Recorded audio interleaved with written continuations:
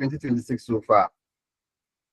Trying to keep up with New Year resolutions and doing our best to begin the year from a good note. I wish you all the best. So before we proceed to the last unit, are there any questions from the audio recording you reheard or listen to again, and then the readings you've done? Is there anything that you need clarifications on?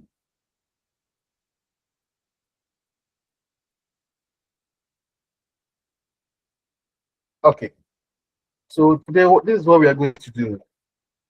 We're going to spend the first part of our session before the break on unit 6. This is the final unit of the course. After that, we take a break for 50 minutes. Then we return for a discussion of our assignments on how the rites of passage plays out in some examples of ritual practices. So that is what we intend to do. So if there are no questions from the previous unit, so let me share and start.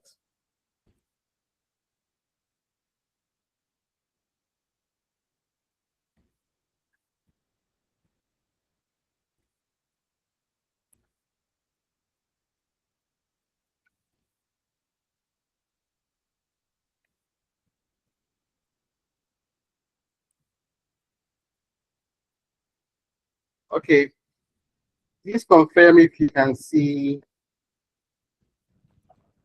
the slides. Yes, sir, I can see. Okay, it's good. I can also see. Okay, it's good. You said we I can. You want to say we can see, then change what I can see. That's good. Because it be that someone is not seeing. Okay, so for this unit, we are going to understand what the goal of African traditional religion is. So, like any religion, including non-indigenous religions, there is always a goal. There's always an aim for those who believe in that religion. Okay.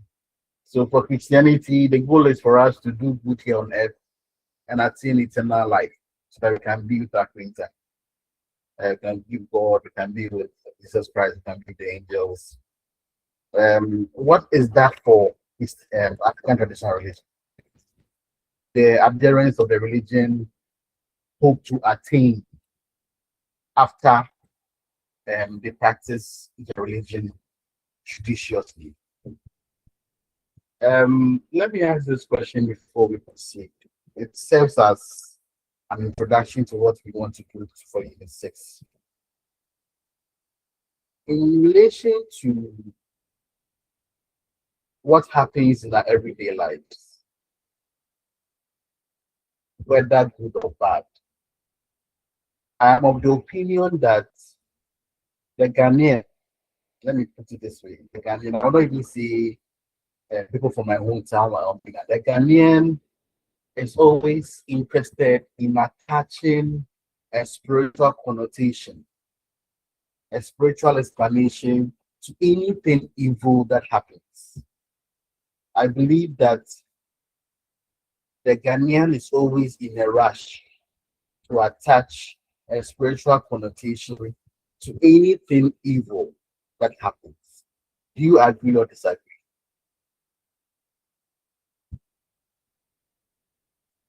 Do you agree that the African, or you can relate it to where you live or your hometown, or whichever community in Ghana, for that matter, you are quite familiar with? You agree with me that we are very quick to attach a spiritual explanation to any bad thing that happens, including death. If you can start talking, if you want to sit, I can see your answer. Yes, I agree with you. Okay, so why do we agree there?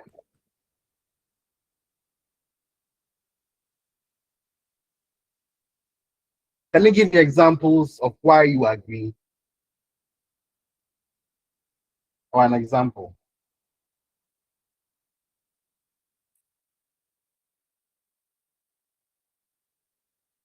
Hello? Okay, the binders. Can you Yes, go ahead? I agree in a sense that in the Ghanaian society, even if there's accident, a careless one, they attribute it to God. And the Hausa people will just say, oh, Allah yakau, Allah yakau, as if we don't even consider our own mistakes. We attribute everything to God. That's Good. my view. Thank you. That is an interesting example. I like the term careless driving. So you drive, probably you are drunk on the road, and then you hit head on with a tipper truck. Then before your burial, the rumor going on in the town is that, oh, you went to take someone's wife and the person cares you, or you went to steal from so and so. Okay, so that is an example of how we attach a spiritual explanation to an occurrence in life. Okay, Mr. Boyd, you also raise your hand. Yes, sir. Good morning. Good morning, bro. Yes, sir. The reason being that we, the African religion practitioners, we believe that life is a balance of both spiritual and physical. So whatever thing that may happen physically has already taken place spiritually. That's why we associate it with what the spiritual aspect of it. Thank you. Okay, so you are referring to one of the worldviews of the African traditional faith, that the world is of a spiritual and a physical dimension. And then you are saying that before anything occurs in the physical world, or before anything manifests in the physical world, it has already been ordained in the spiritual world. That's what they're trying to say. Precisely. Thank Sir. you. Okay. You're welcome. Is there any other example? All the examples you've given so far are very, very, very, very true. The example of careless driving or death, which is followed by rumors of wrongdoing, and therefore the warrant of death. And the second contribution of the worldview, where the worldview informs how we perceive occurrences in life. So is there any other hand raised that have not followed? Because I saw wait and then the binders. Okay, sir. Please continue. Hello, sir. Hello, sir. Yeah, I'm listening, sir. Yes. Yeah. Another view is in terms of epidemic like cholera and other diseases. At times we forget to think of our own negative human activities that might have caused those epidemic or diseases. We sometimes we attribute it to witches. That is one of the negative reasons. Thank you. Very interesting. Yes. So that is also another thing. That's also another thing. Whenever there is, remember the worldview of the African, that we have the relationship between the individual and the community. So whatever good thing you do affects the community positively, and whatever bad thing you do affects the community negatively. Likewise, whenever there's any mishap in the society, like the spread of cholera or other forms of pandemics, the belief is that something has gone wrong, someone has done something wrong, and therefore there needs to be a spiritual intervention. Meanwhile, we sometimes forget that our gutters are not clean. We sometimes forget that there's stagnant water, therefore they breed on mosquitoes, etc.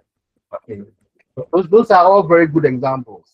So I'm beginning the session with these examples to show to you that for the Ghanaian, let me not even go to the content, for the Ghanaian,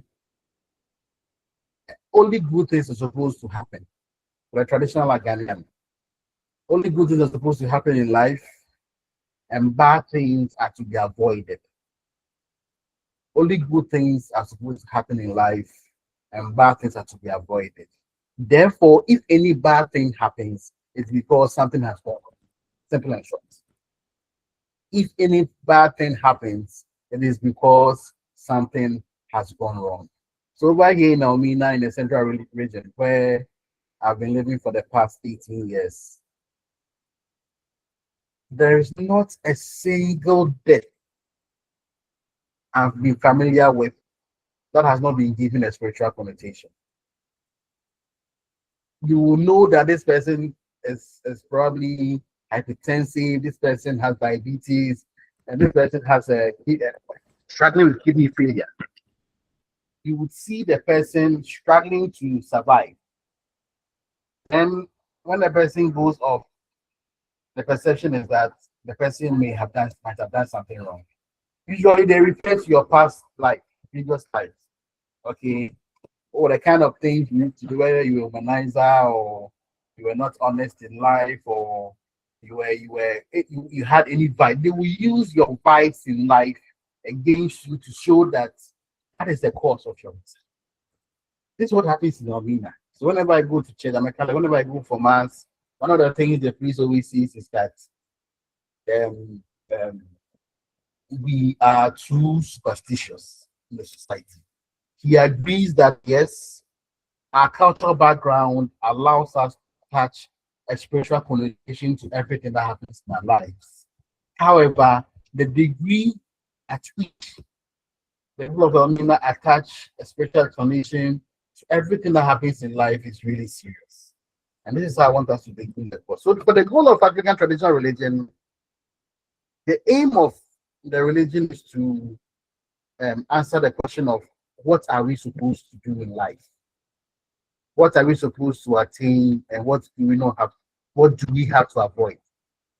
Okay, so the goal of religion is that good things have to happen and bad things have to be avoided. Only good things are supposed to happen in life, and bad things are supposed to be avoided. Now, you can look at it another way to show that when bad things happen, it's because there's a misbalance in the form of relationality. If you remember last week, Unit 5, we did relationalities. So if something goes wrong in any of the relationalities we spoke about, the relationship between man and man, relationship between man and environment, etc., then bad things occur, and then the goal of religion is distracted. So bear this in mind. The goal of religion is what? The attainment of good things in life and the avoidance of bad things in life.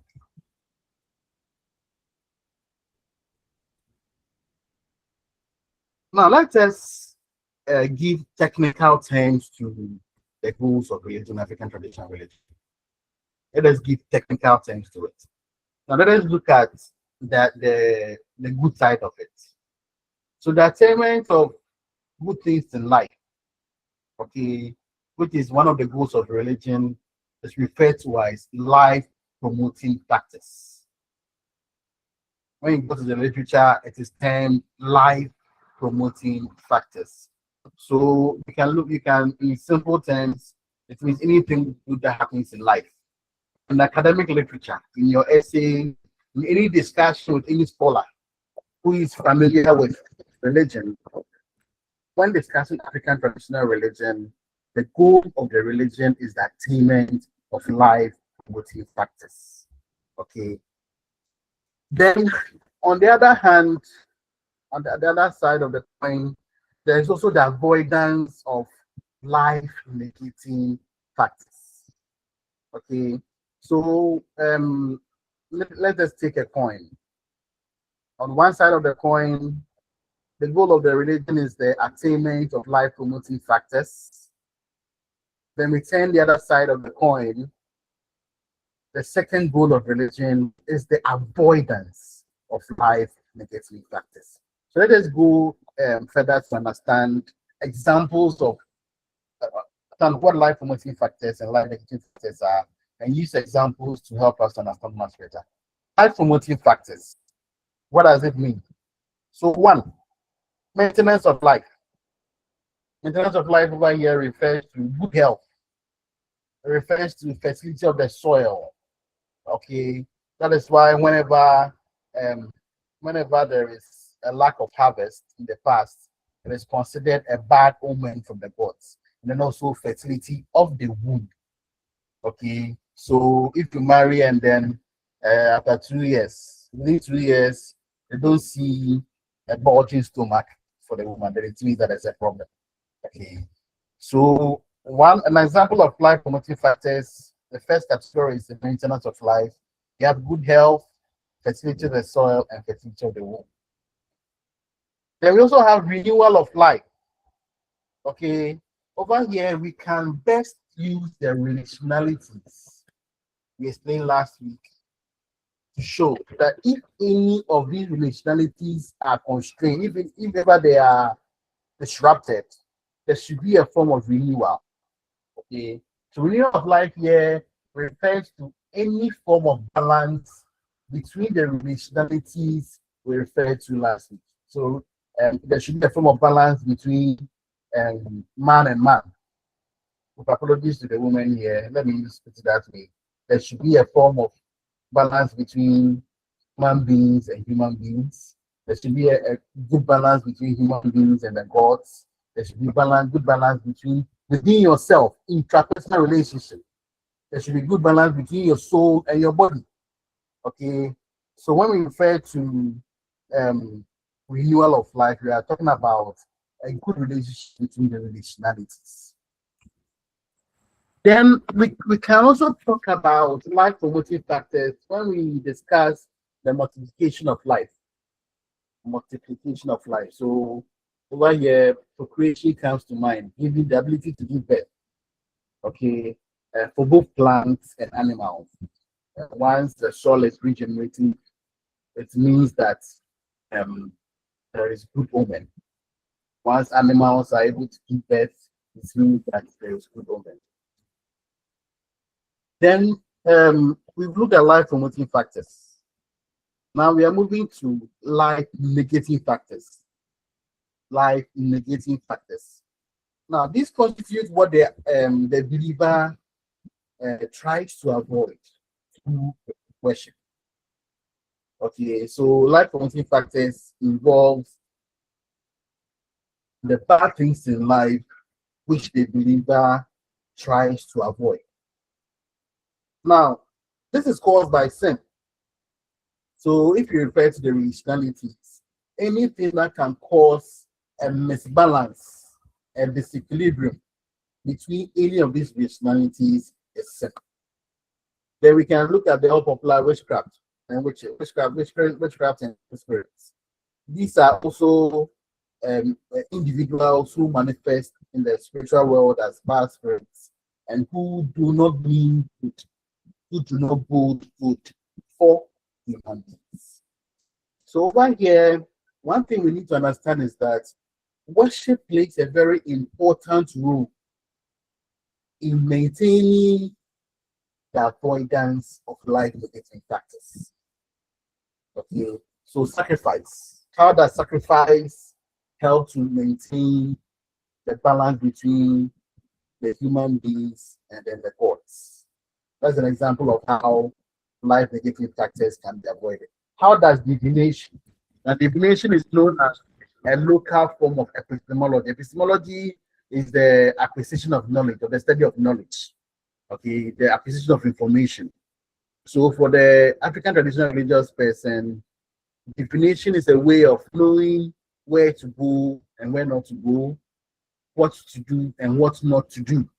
Okay, so divination is also, as a form of worship, it's also another important way of avoiding life-negating practices. So, my friends, this is the goal of religion. One, that sense of life-promoting factors, and two, the avoidance of life-negating factors. Is there any question?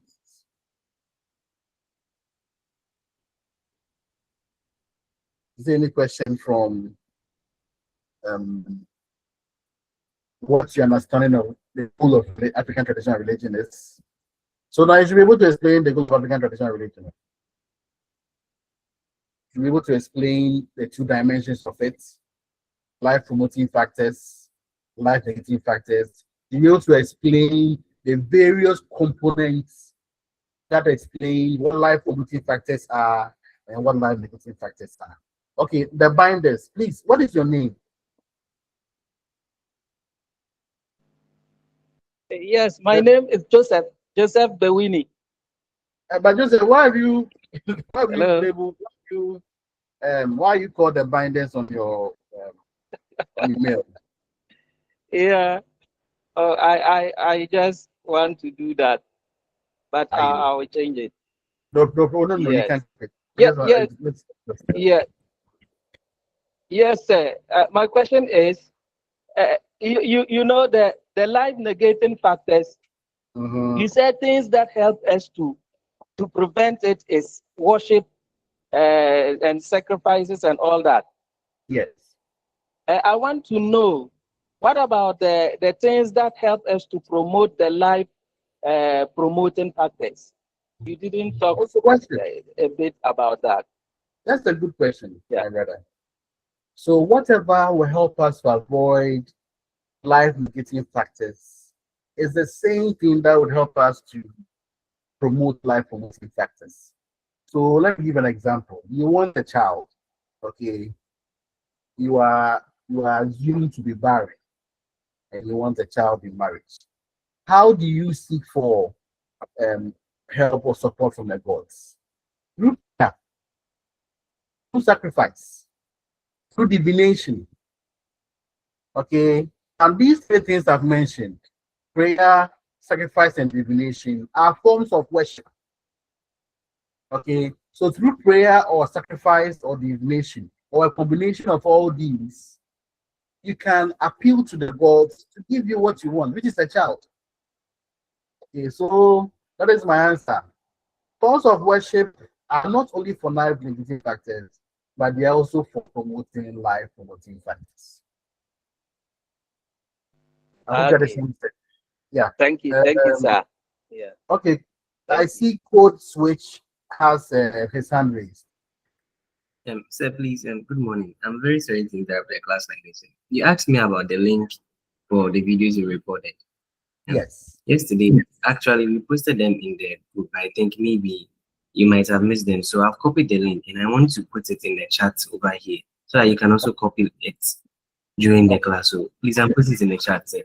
Okay. When I go for the break, I will access and then save it to my browser. Yes, sir. Yes, sir. So please, this is I've sent it to the chat right now. I hope you can see it. Yes. I can see that I've received a message, but I'm off.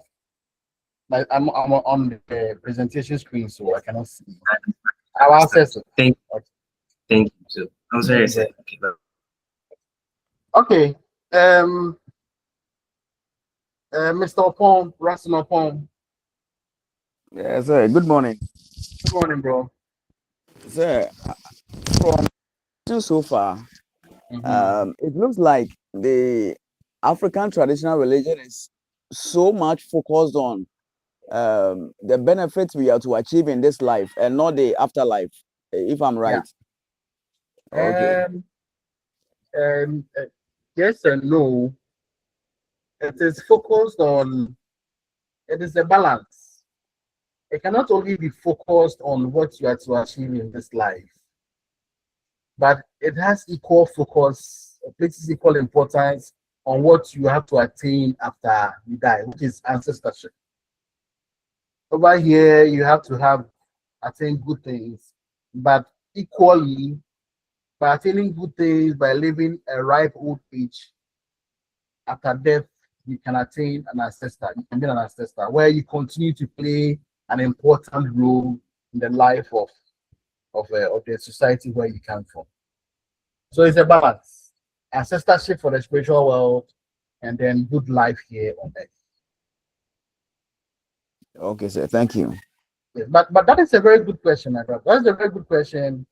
It seems so. It seems as if the focus or the goal of religion is focused here on this earth, but you should look at it in tandem with what you hope to attain after you exit life, which is ancestorship, the attainment of eternal life.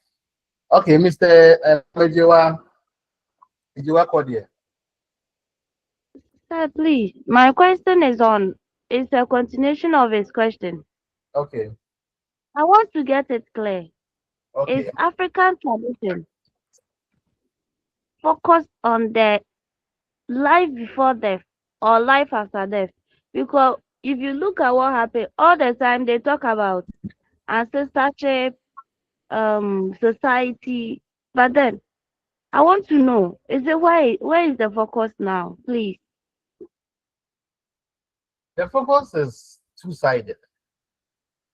So you just mentioned that we focus on ancestorship and then we focus on society. So the focus on ancestorship is through good life here on earth. So you can take a retrospective look at the previous units we've done. You will come to the realization or realization that African traditional religion is focused on both the physical and then the spiritual. It just so happens that under the last unit, the goal of religion seems to be thwarted towards the physical. But let us remember that the aim of the good life here on earth is to attain eternal life. It's ancestorship. So it's two-sided. It is two-sided. I mean, it cannot be one-sided. Otherwise, what would be the purpose of all the good things they're supposed to enjoy here on earth? So that is my answer I have for you. Is it clear enough for you want more clarification?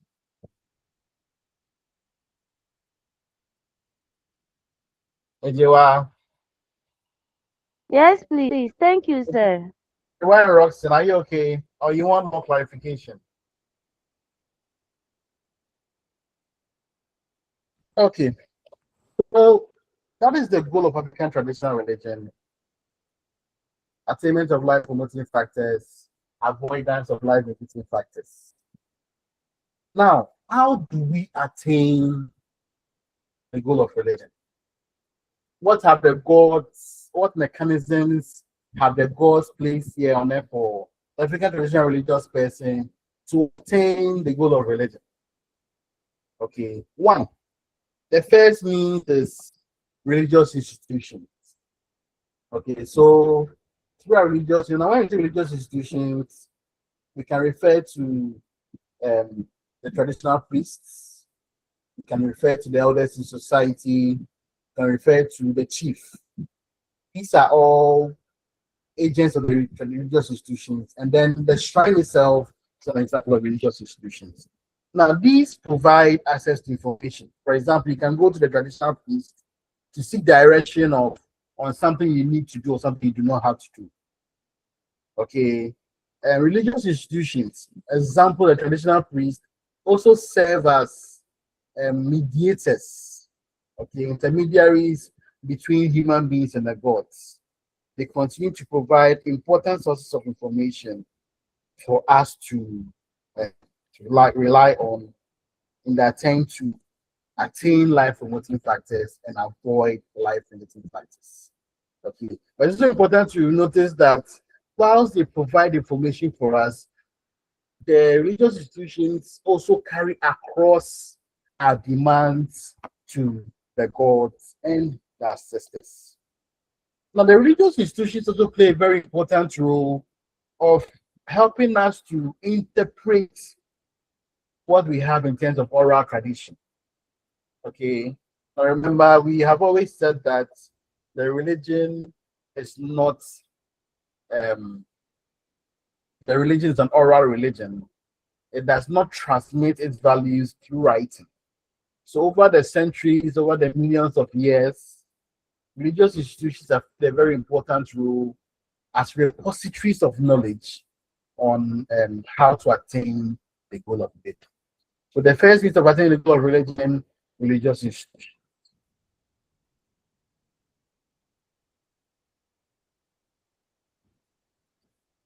Then two, the African family, the nucleus of the society, the African family. Now, when we talk about the African family in this sense, one, I want to ask you to look at it from the point of view of the nuclear and the extended family.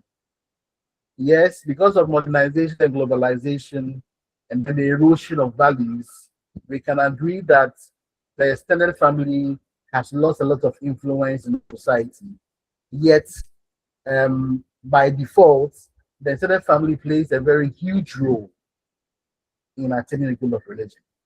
Then, when we also talk about the family, we should also look at it in terms of how it contributes to attaining the goal. One, I always say that the first school of a child is the lap of the mother. Okay, the first school of a child is the lap of mother. Now, in a society, a very popular form of correction of any child is to place the child on the lap of the mother of the mother and then gently lash the child on the buttocks. Okay, that is the first school of a child. Charity begins at home.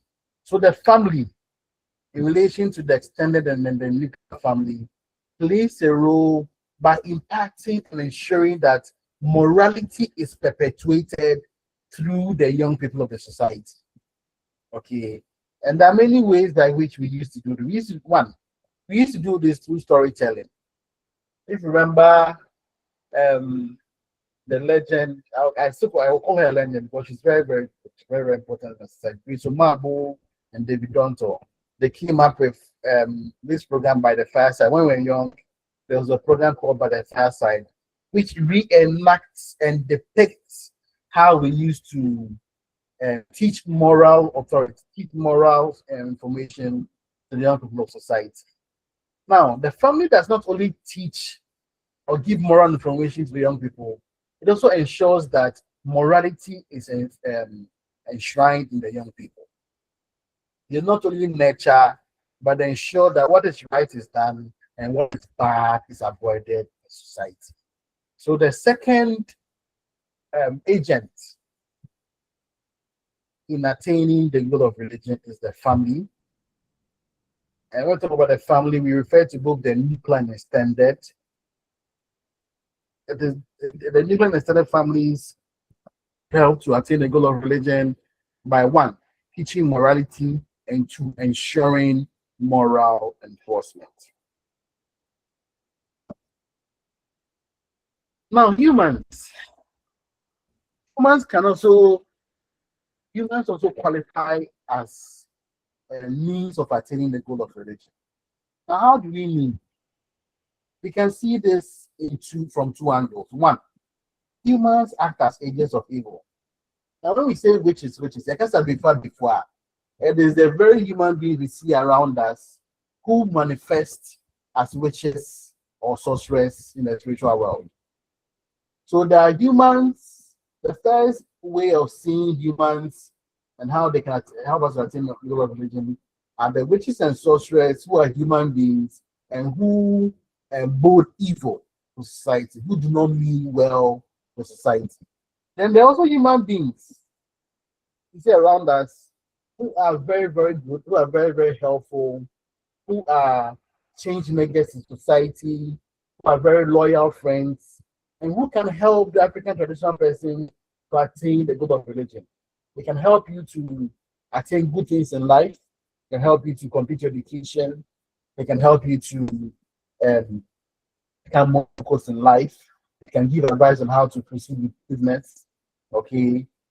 These are the kind of individuals who help to attain life promoting factors. So, in other words, when we talk about humans as agents of evil, we can look at the first part, the witches and the wizards who can help you. Let me put it that who can help you to attain life negating factors, who can bode evil for you. Then from the second angle, you can look at human agents who can help you to attain the good things in life. So this is it for this unit. in this for this particular set of slides, we've tried to understand the goal of African traditional religion, which is the attainment of life promoting factors and avoidance of life negative factors. We've tried to break down what we mean by life promoting factors: maintenance of life, renewal of life, and multiplication of life. Then we've also tried to understand what we mean by life negative factors. Okay, life negative factors refers to anything evil that can happen to a human being. We understood that it is caused by sin. Then we also noted over here the importance of forms of worship, divination, sacrifice, prayer, etc., in helping to avoid life negative factors. Then through your questions, we also clarified that worship does not only help in attaining and avoiding life negative factors, it's equally in obtaining or attaining life promoting factors. Then we went to the second part of the slides to try to understand the agents or the means by which we can attain life promoting factors, or can attain the goal of religion. Let's put it that way. We look at religious institutions, so the traditional priests, the elders of society, the chief and his elders. These act as agents of the religion, who help to mediate between human beings and the gods, who relay information to the gods, and who also act as repositories of knowledge of all the information we have in the religion. We also have the African family. We look at it from the composition of the nucleus and extended family, and how these two types of families in African traditional religion help to teach what morality is, and then they also enforce morality, enforce what young people or what the society has to do, the society has to avoid. And look at what humans also constitute agents of or means of attaining the goal of religion. You can look at it from the witches and wizards, who are indeed human beings who do not mean well for the society. And we can also look at it from the angle of good human beings, people who can help their fellow human beings to attain the good things in life. Is there any question so far?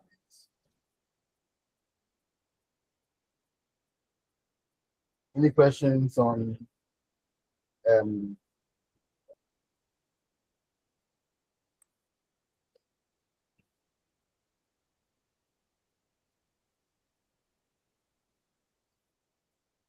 any questions?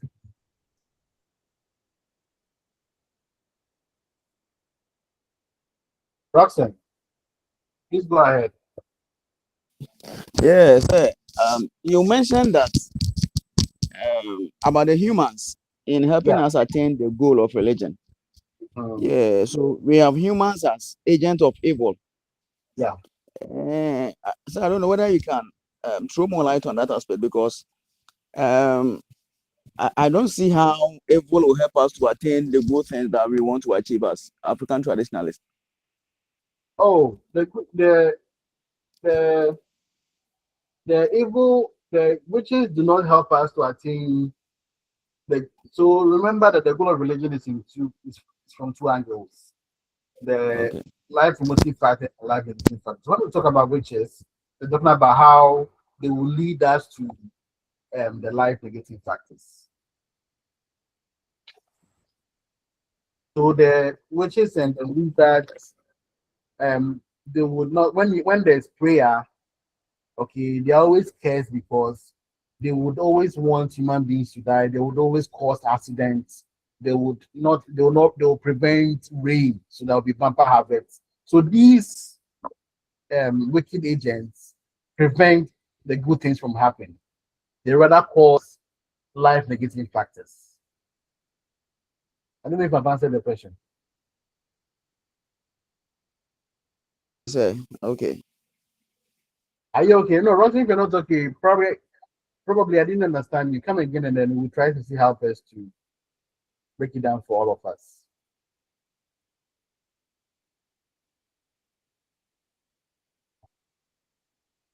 Roxanne upon. Hello, sir. You okay? Sir, please, I'm okay. Thank you. Okay. Good. All right. Is there any other question?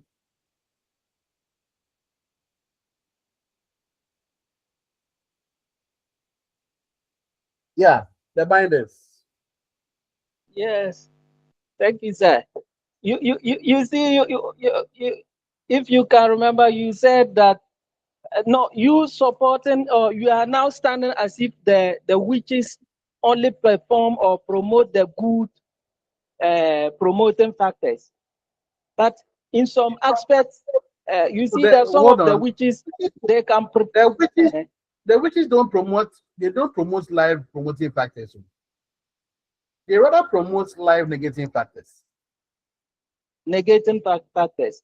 Yes. Okay. Yeah, what I'm trying to say is that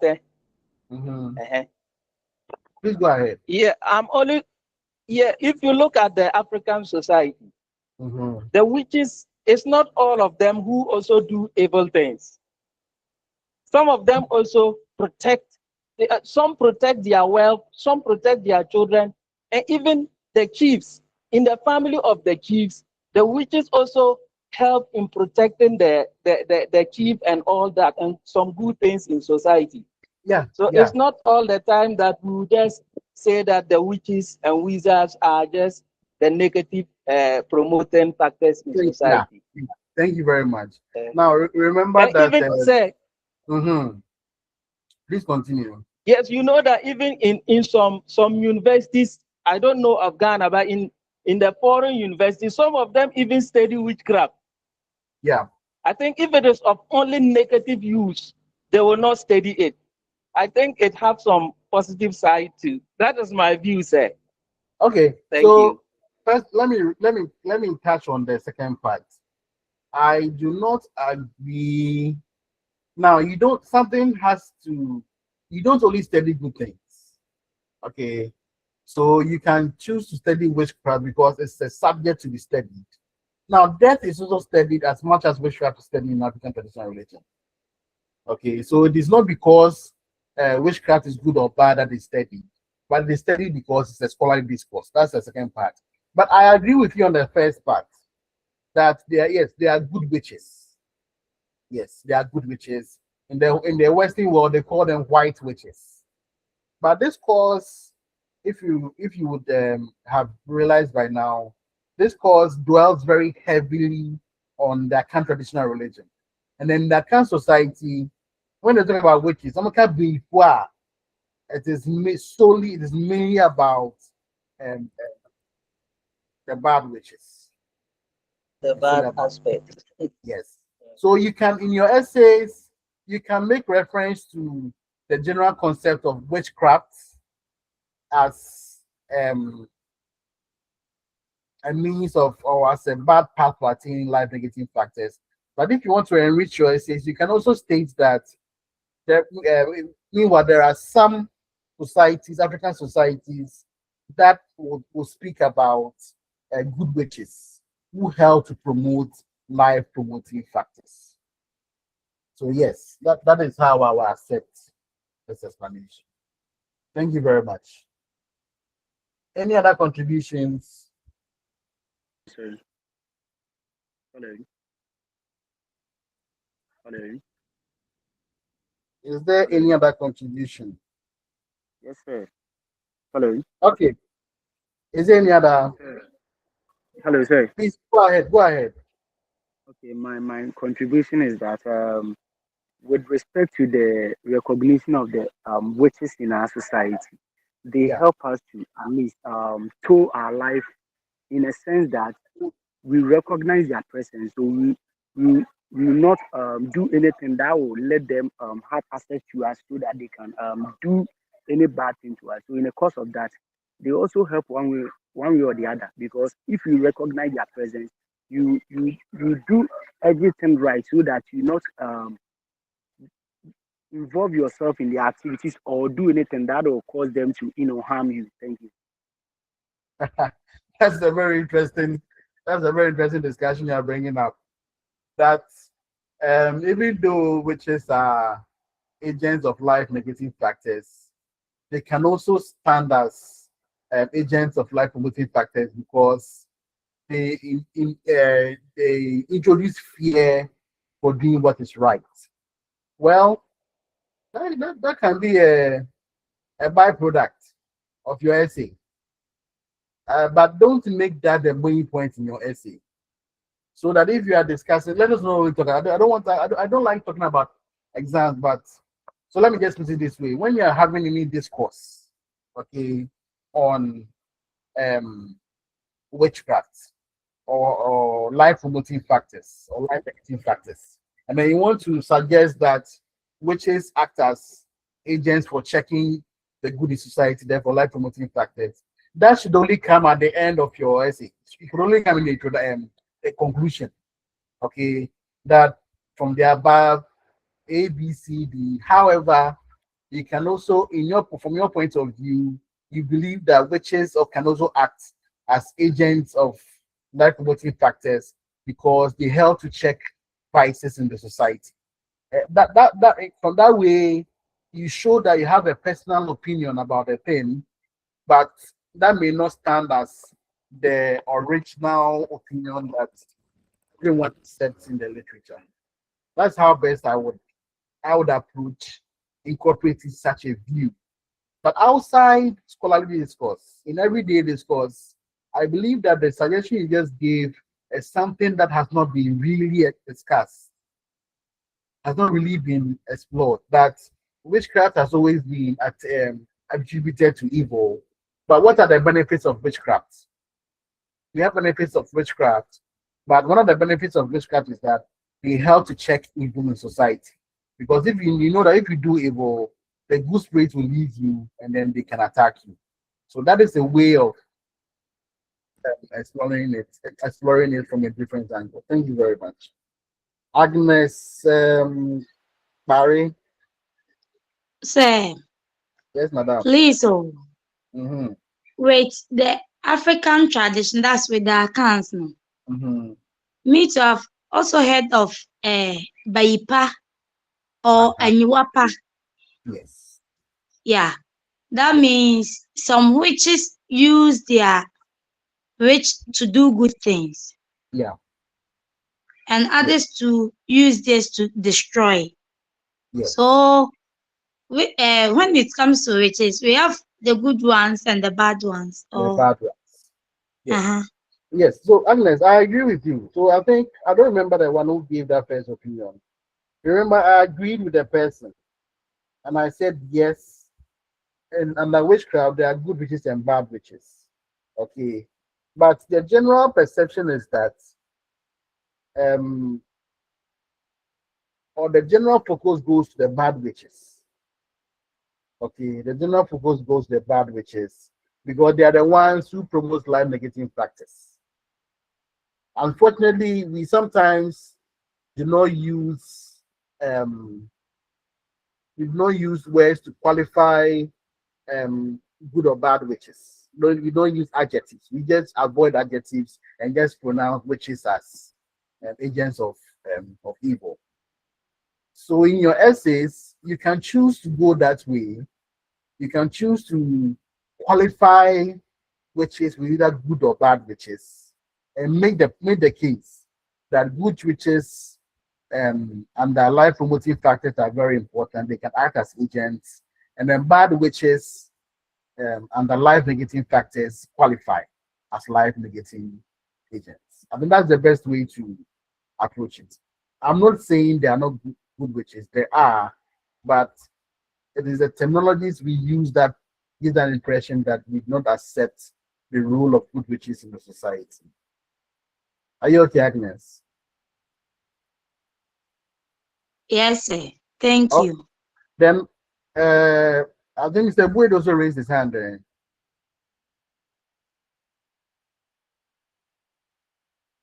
Is anyone's Hello, hands sir. raised up?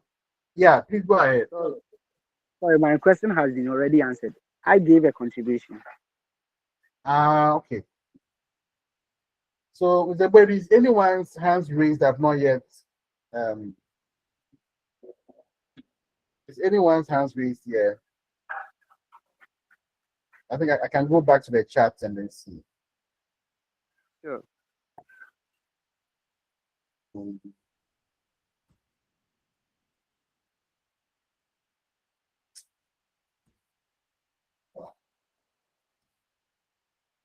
Okay. Yeah. All right. So we don't have any hands raised. Don't have any hands. But I'm still pausing for questions. I'm still pausing for questions.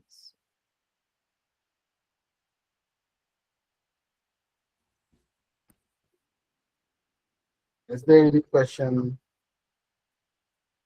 It could also be a contribution. I'm pleased with your contribution so far because it gives room for, you're not doing rote learning. You guys are trying to apply what you already understand from your backgrounds. Your backgrounds. Okay, sorry. Okay, Roxanne, please go ahead.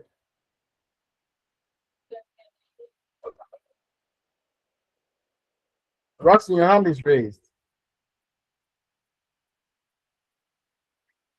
Hello, sir. Hello. Yeah, Roxanne, can you speak?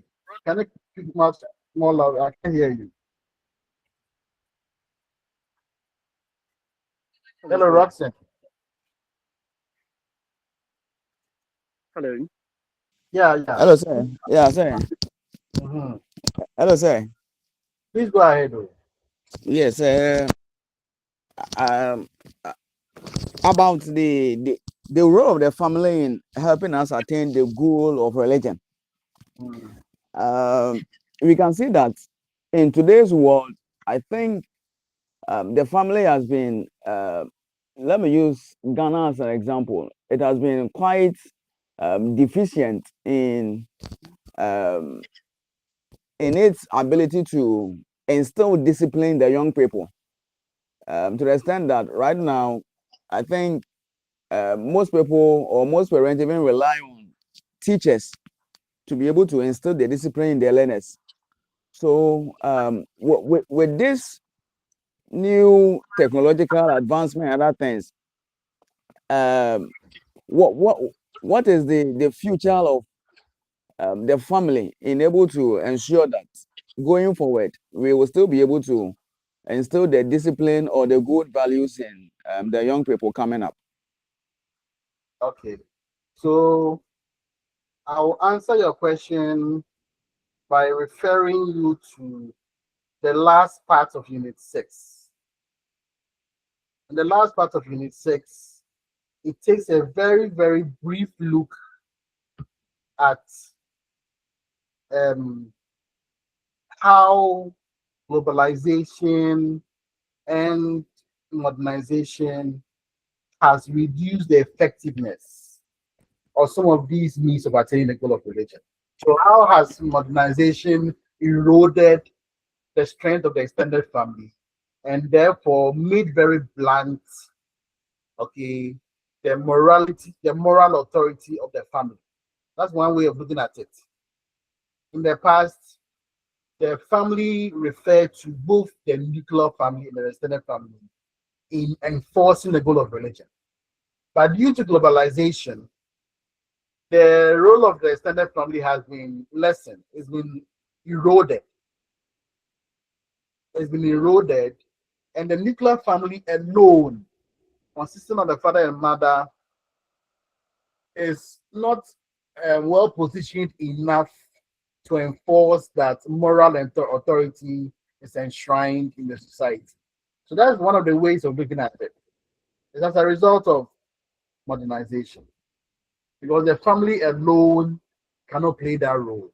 So it used to be probably the school, the nuclear family, and then the extended family. Now the extended family is not there. Now, broken down marriages, even if the nuclear family makes it single parenthood, and then the school. So now there's the family, the nuclear family, and then the school. Now, for those who are unlucky to come from single parent families, the collaboration between the school and then the family is very poor, and that leads to the lack of moral authority, that you are referring to in your question. So I hope I've answered the question, but in addition to trying to answer the question, I will strongly encourage you to go to the latter part of the unit. I explained that we can't insert everything into the slides. There's about a page or two of how contemporary society and modernization, okay, how these factors erode the means of attaining the goal of religion. I hope I've answered you. Very well, sir. Thank you so much. Yeah, you're welcome. Okay. Please, is there any other question? Sarah. Miss Sarah Ojo. Or is this Mrs. Sarah Ojo?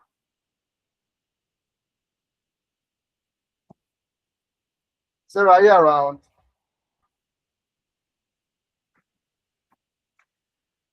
I know Sarah is a Nigerian, so I wanted some opinion on what she thinks about witchcraft and the good and bad witchcraft and how these can contribute to our discussion on life promoting practice and life getting practice. Okay, it looks as if Sarah is not available. She's unable to talk.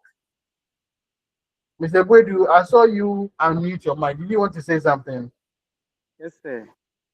Okay. I wanted a clarification that in one of our discussions, you make mention of society is a continuation.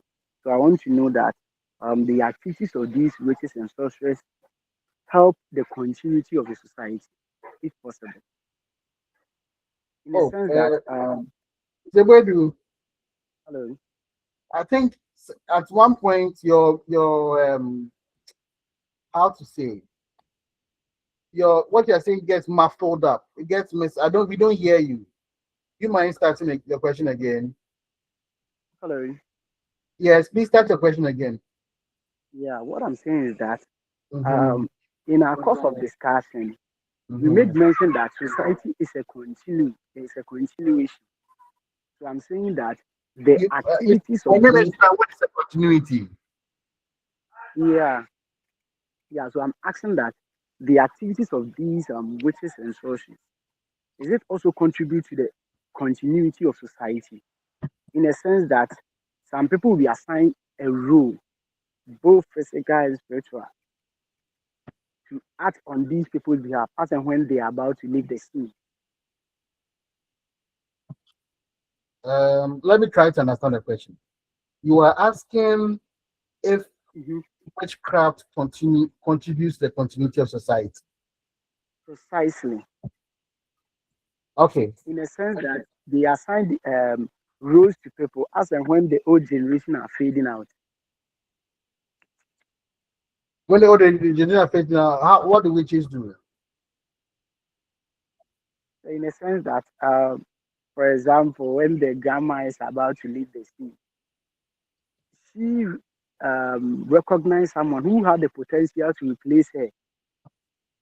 And likewise, the same applies to the sorcerers and what have you. As and when they are want to leave the scene, they will just groom someone to come and take his or her position. So in a sense that you can say that I'm really interested in your contribution, but I'm not getting. I don't know if it's because you are far away from your mic, but up to the point where you talk about continuity, I got that bit which is contributes to. So let me just address that. Yes, witchcraft contributes to continuity because it is a value. Okay, I can only understand that as witchcraft being a value. It is an aspect of our culture, and that is passed on across the ages. So once it is an aspect of our culture and it's passed down across the ages, yes, the African traditional religion is being perpetuated across ages.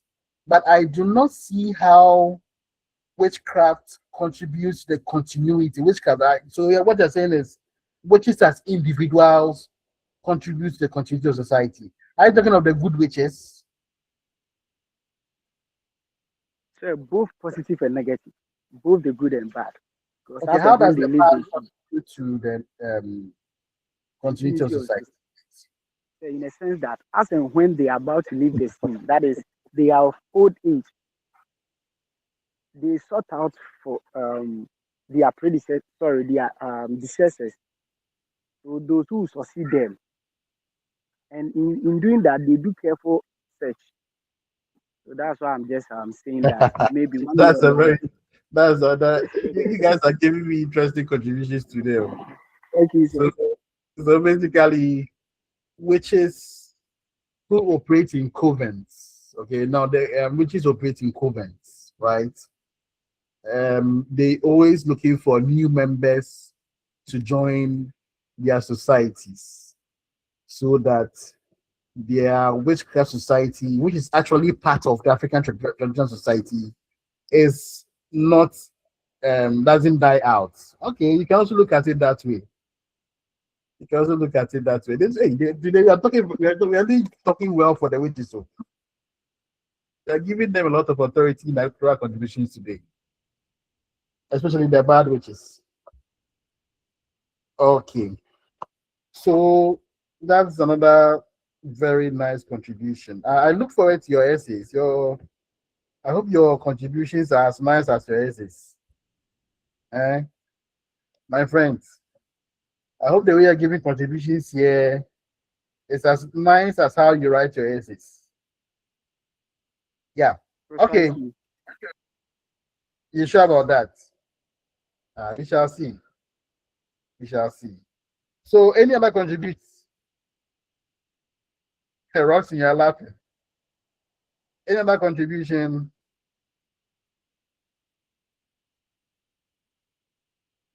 Any contribution? Okay. So, um, inheritance system in witchcraft. Okay. Is it an article written by someone? Mr. Amo? No, sir, it's my brother Yabuadu who is about to write it.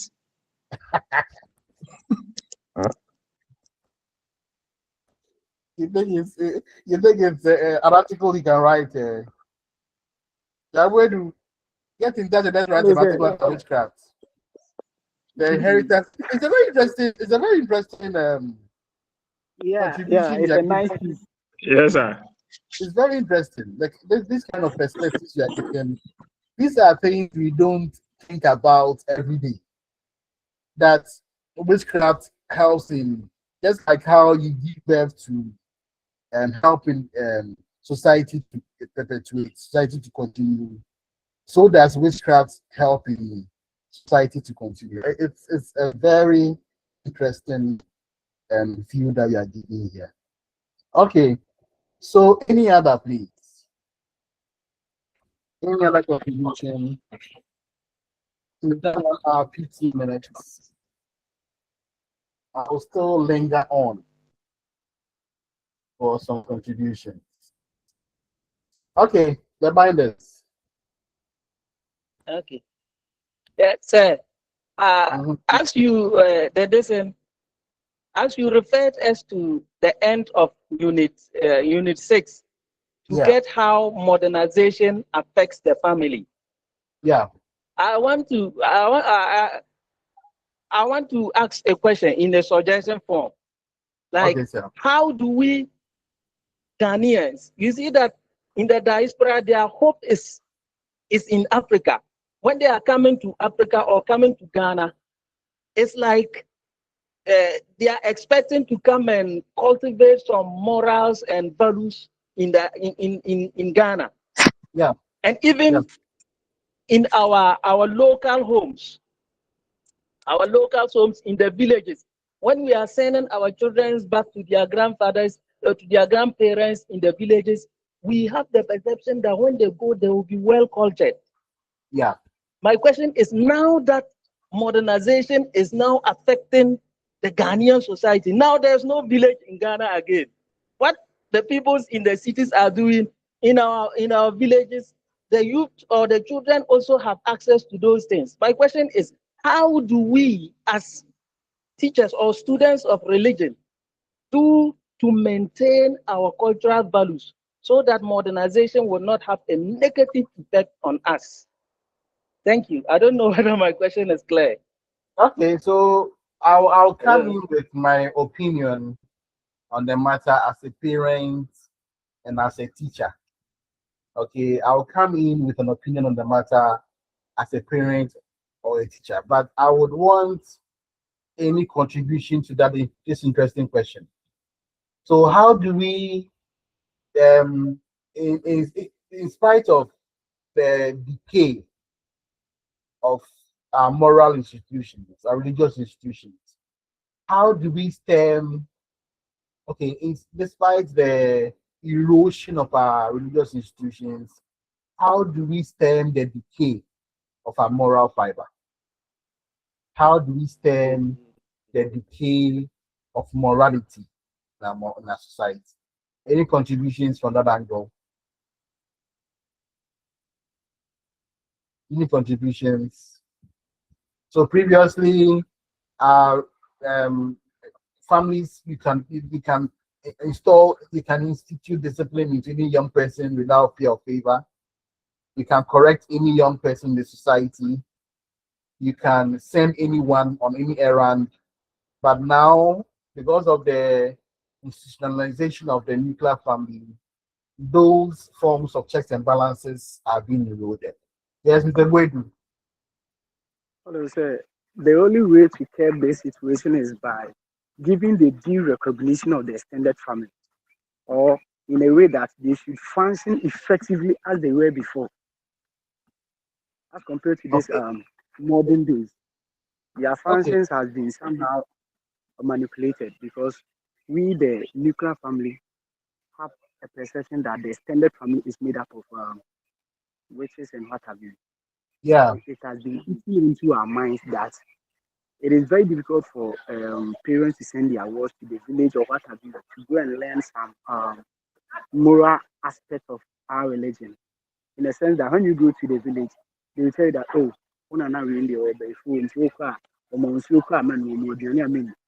so as and when the person is being going, he has been brainwashed. Thank you. Yeah. So that is a good contribution to the discussion. That we need to try to strengthen our I believe in the extended family system. So, Mr. Boyd, on your own, as a parent, I don't know if you're a parent yet or you're a parent, you may not be shy to send your children to the village for holidays. Okay, you may not be shy to send your children to your hometown to witness the reenactment of the cultural festivals, so that they can understand the histories of their hometowns. These are some of the ways by which we can continue to enforce the role of the extended family. Okay. Yes, any other? Mr. Charles Tete. Thank you very much. With the issue of morality, I think it starts from one place. So one person has to start it, and then it continues like that.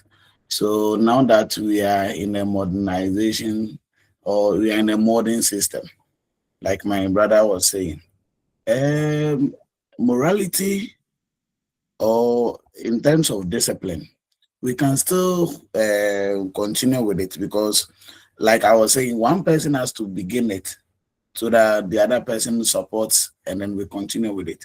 So as parents, even if we are in the cities, wherever we are, we can still enforce those disciplines in our children. And then we as parents can continue to educate people on it. So teachers of morality can also help in a way that we educate some parents on it, how it is affecting, how modernization is affecting morality in our society.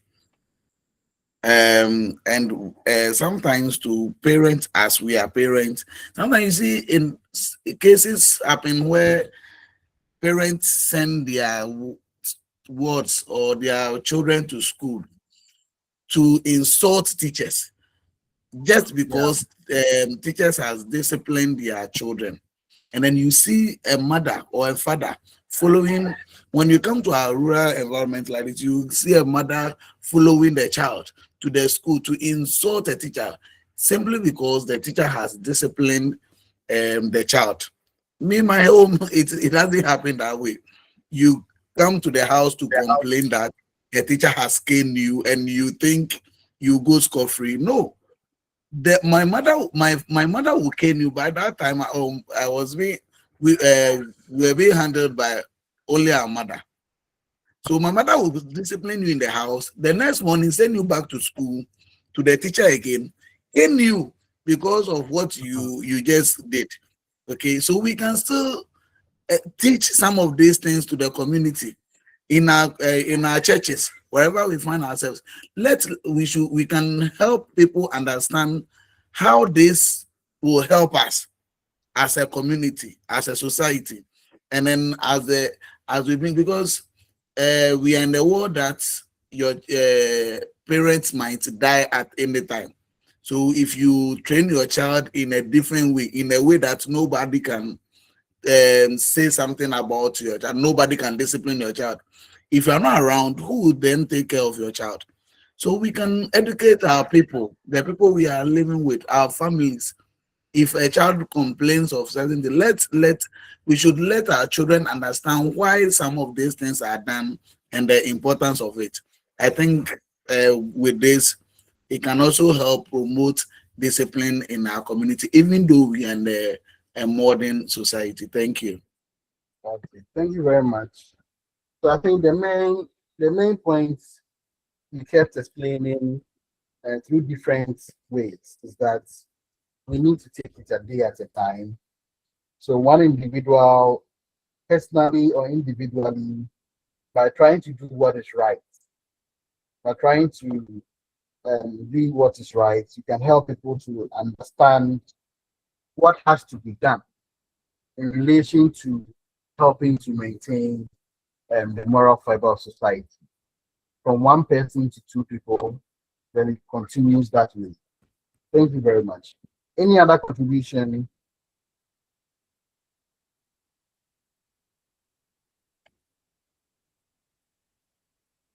Any other contribution, please? Salima too. Okay, Lisa, my Yeah. contribution is in order for us to maintain morality in our society, then we have to go back to our olden days where we live in a communalistic society, where it was assumed that when a woman is pregnant, the child belongs to only her. But the moment she gives birth, the child belongs to the entire society. So therefore, it is the responsibility of the society to see through in the upbringing of the child. But today, yeah, we now claim that we are living in an individualistic society whereby the responsibility or the upbringing of the child does not concern the other. So in order to promote morality in our society, I think we have to go back to our olden days. Thank you. Thank you very much. That's another good point that we need to sanctify.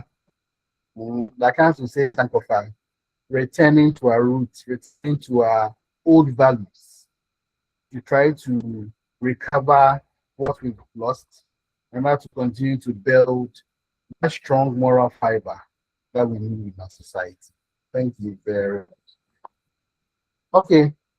Um, I want us first. We have 4 more minutes for our break. It's 8:26. I can take one last contribution before we go for a 15 minutes break. Okay, Mr. Ayin Lawyer. I hope I've pronounced your name well, correctly. Yes, sir. Hello, yeah. Lawyer. Okay. Yes, sir. So where are Yes, you sir. from?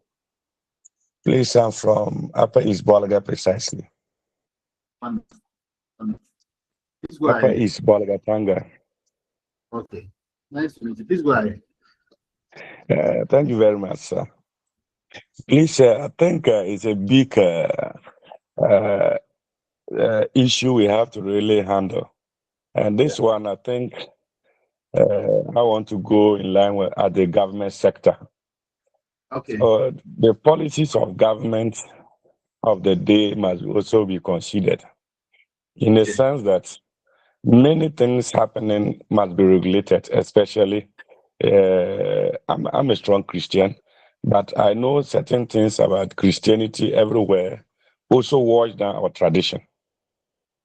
So the churches that have come to really give us worship, it has come, the negative aspect is rising more, even teaching us things that everybody your family are the reason why you are not growing, your brother, something. So it makes us people to run away from their home. So if you run away from your home, how can you learn from home? It can't. 80% of God's people who are doing God's work is destroying families.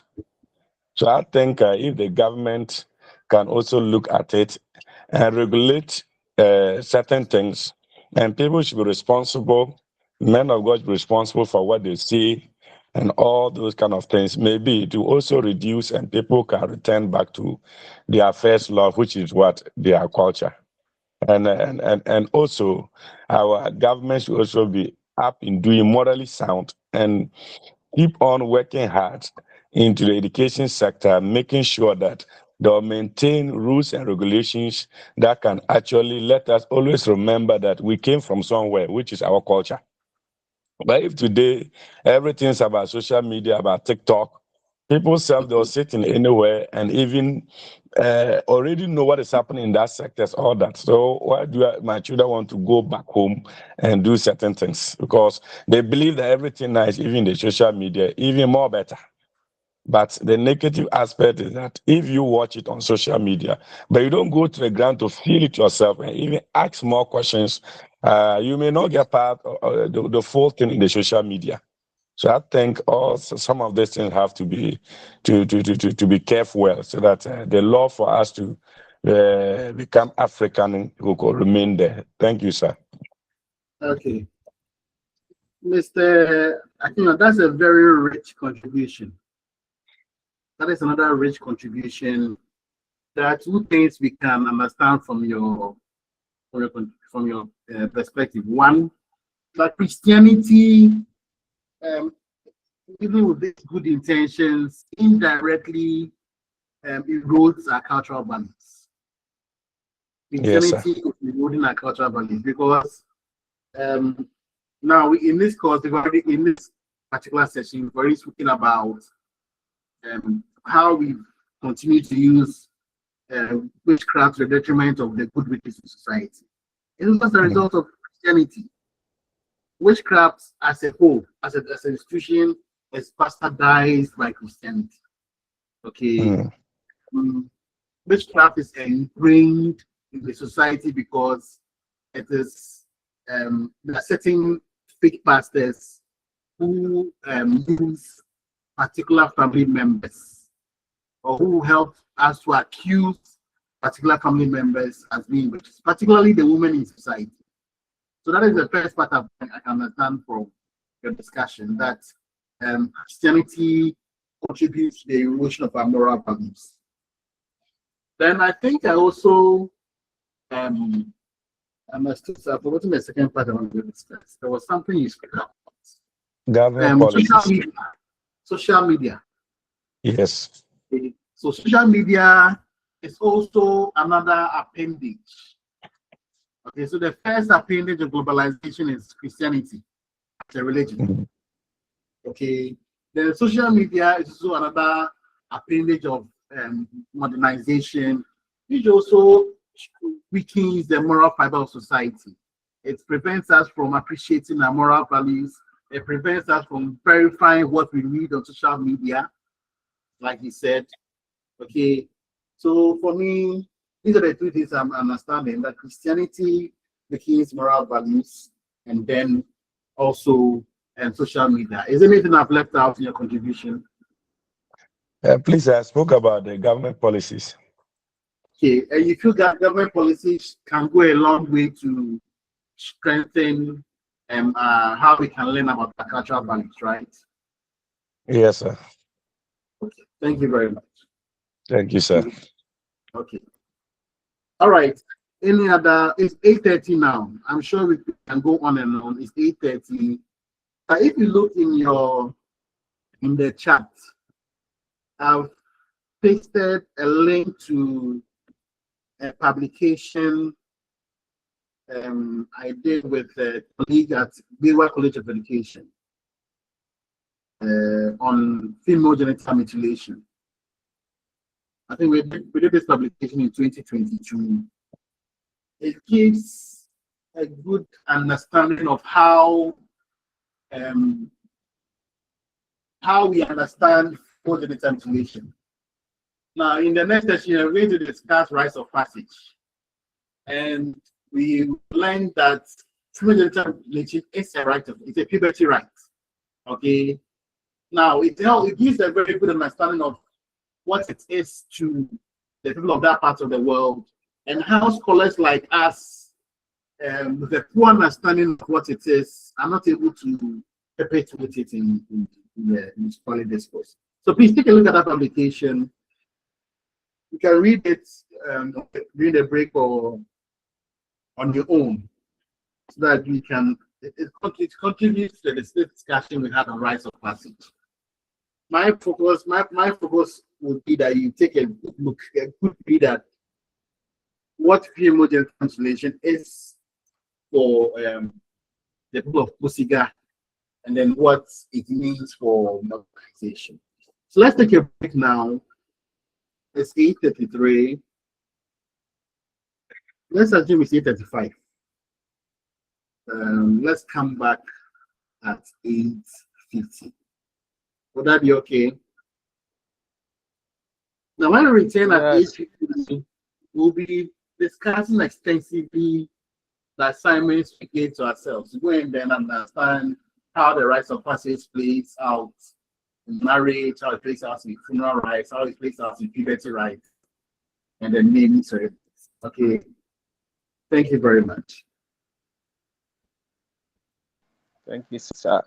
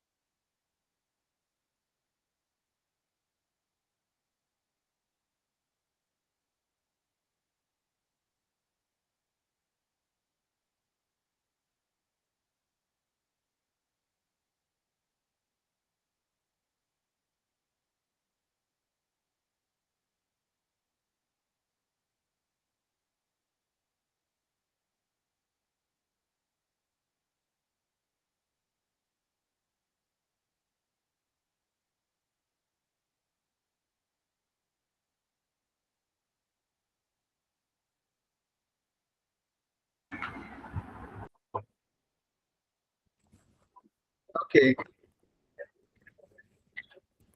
we are back. I hope you had a nice break. Yeah, so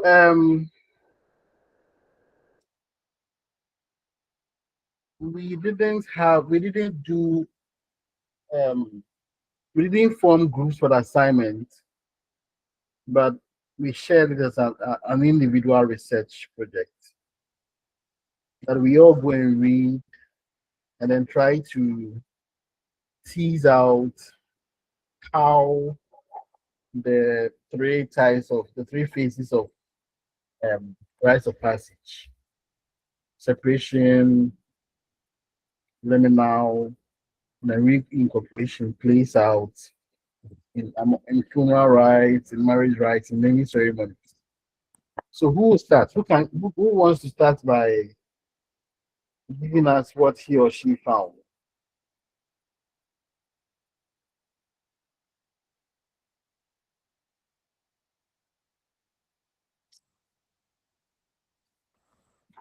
Who wants to start with a discussion of what was found?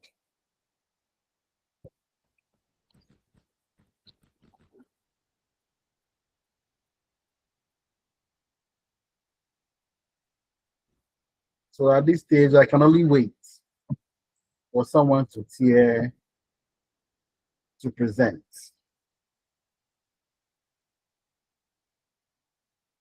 I don't want to put anyone on the spot by calling you out, or should I? Should I start calling people?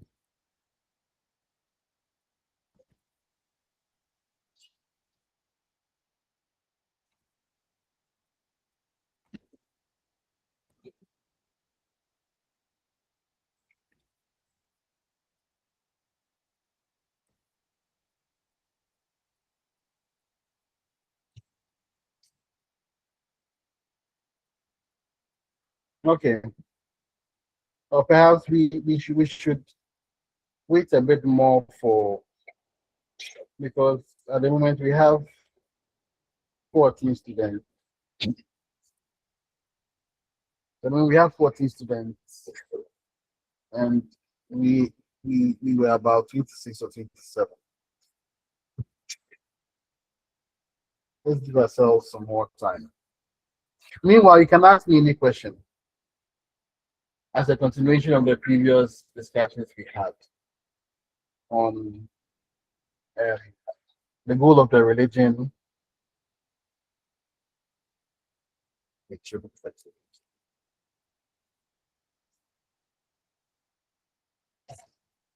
On the goal of the religion and the means to attaining the goal.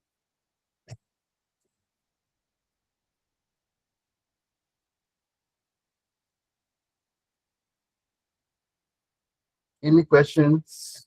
Any contributions whilst we wait for the numbers to go up and then begin our reports on our assignments? If in the next 2 minutes I don't get any hand raised for questions, I'll start calling you to contribute to what you think. And the first person I'll call is Luminata.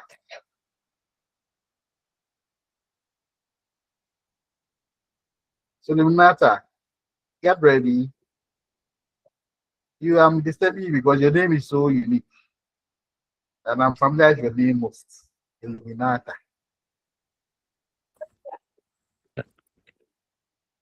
So a minute more for our reports to begin.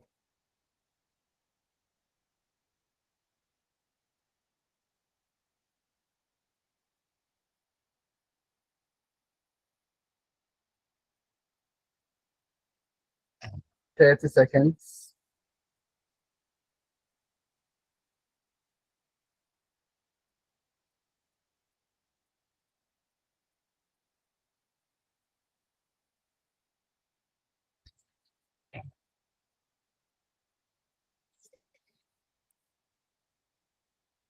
Okay, Illuminata.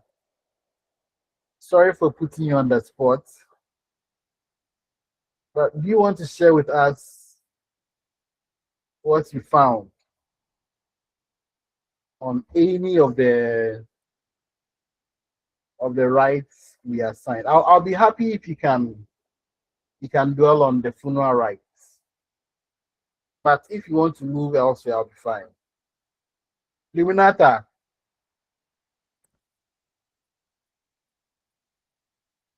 Hey, your number is not talking. Okay. Let me find another person.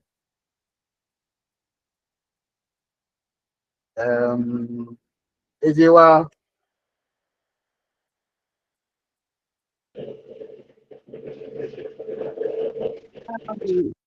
Sir. Oh, Sarah. Sarah, you want Okay. Sir. Yeah. So Ejewa, finish and then I'll come to Sarah. Yeah. Sir, please, may I get you? No, go ahead and then I'll come to Sarah. Sarah Ojo. Okay. We are taking. I am taking the birth rights. Okay. So, well, I learned that the one moral purpose of birthright is that it teaches us honesty and faithfulness. Okay. Sometimes, even when the woman is going to give birth, and the woman was not faithful to their husband, during the childbirth, it shows up, and it makes the people around know that this woman is not faithful. Because of that, all the time, people are not ready to go through that, and so they are always faithful. So how does infidelity manifest in childbirth? Is it from the looks of the child? No, please. Okay. But from if they are about to do the naming ceremony, because by that time the issue has escalated already, and so people will start. This child cries, not the child of this person. It's not the child of this person. It's not a child of this person. So it's like you, the child, come and cry. You are not coming with the glory due to the infidelity of your mother. Oh, okay. Thank you. So naming ceremonies is as a result of a good life of virtuous life. Okay. So in that case, if the pregnancy is out of wedlock or out of infidelity, is the naming ceremony still done? Did you come across that information? It is somehow done, but not in a glorious form. Very good. Very good. That's how it is done, but in a glorious form. Okay. Thank you very much. Thank you. Sarah Joe, please, do you want to mute your mic? I heard you calling me. That's why I unmute. Oh, sorry. You are muted. And you were saying Yes, something. to add what Auntie Dewa said concerning the infidelity. Okay. Please go ahead.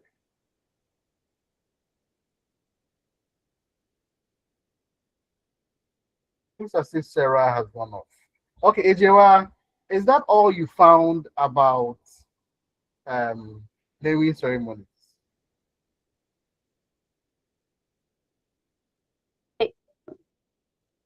Okay. Then I also saw that when there is truth, naming ceremony also preaches truth.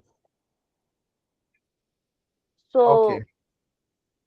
When they are naming the child, they show the child alcohol, and they show the child water.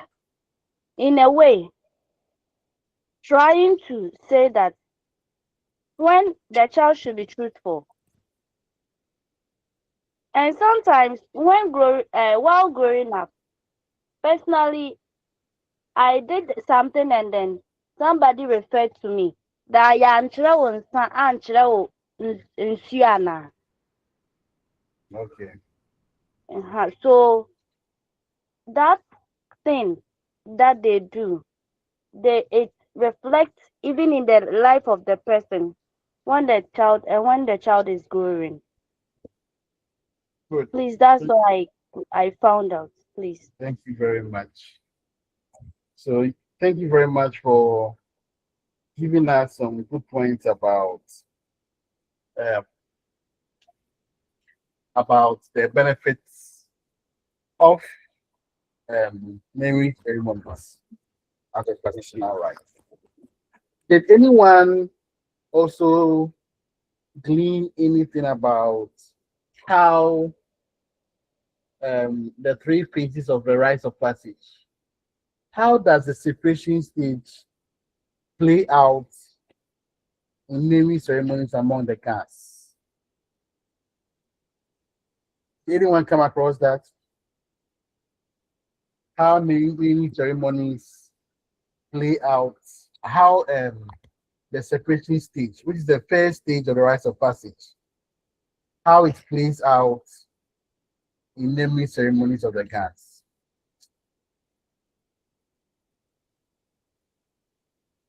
This was an assignment too. And I think we're very specific on what we have to.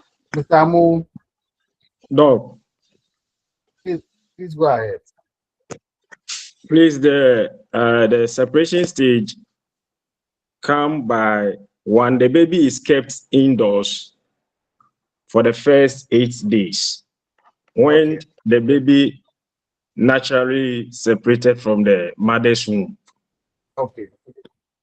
After which the baby is kept indoors for the 8 days after the birth.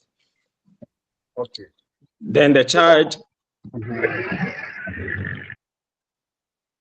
is not exposed to the public during the period of the 8 days.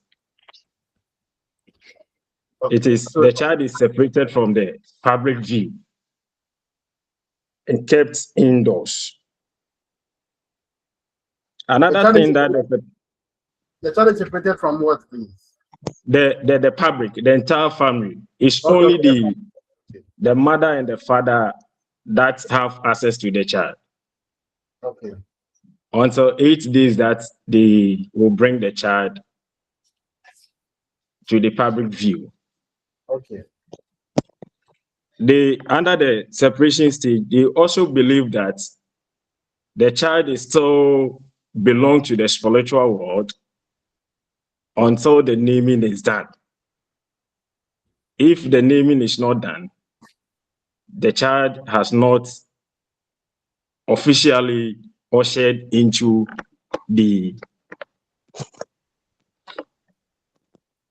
family lineage of the father. That is what I learned. Okay. So let's Mr. Nyako, did you want to add something? Yes, sir. So with the naming ceremony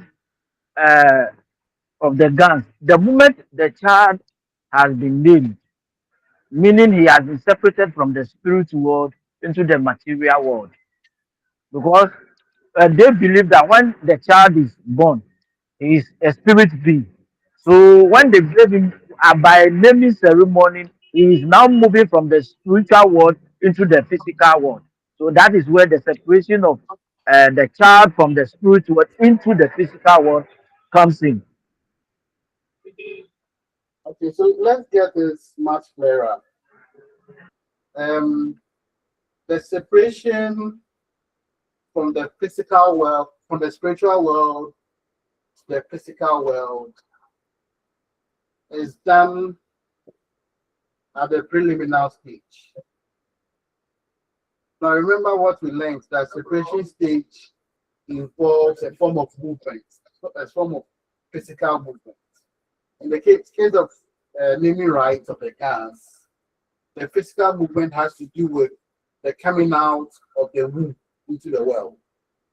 Okay, so are we saying the same thing?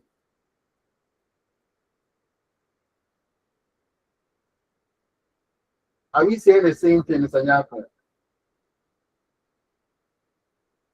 Yes, sir. Yes, because I heard you say something about the reincorporation stage. I didn't understand it well. Okay, okay. So that is fine. Anything to add to the naming rights of the gas? So we teased out the separation stage, the liminal stage. I also there's one stage of it is to name it so that it's accepted into the patriarchal lineage of the child. Is there anything that we can add?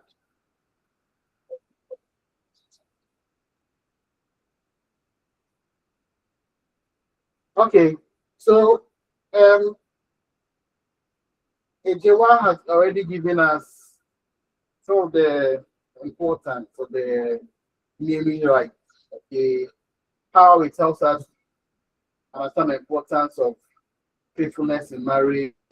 Tells us how it helps us to understand the importance of values like truthfulness in society. So let's move on to the next one, puberty rights. Can anyone give us, like the course outline, the puberty rights limited to the Kobos? The puberty rights to the Kobos. So is there anything, let us, anything at all we've read about that?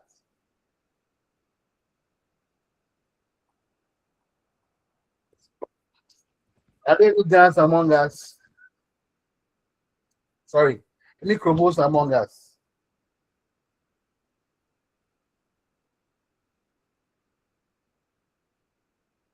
Yes, sir. Please go ahead.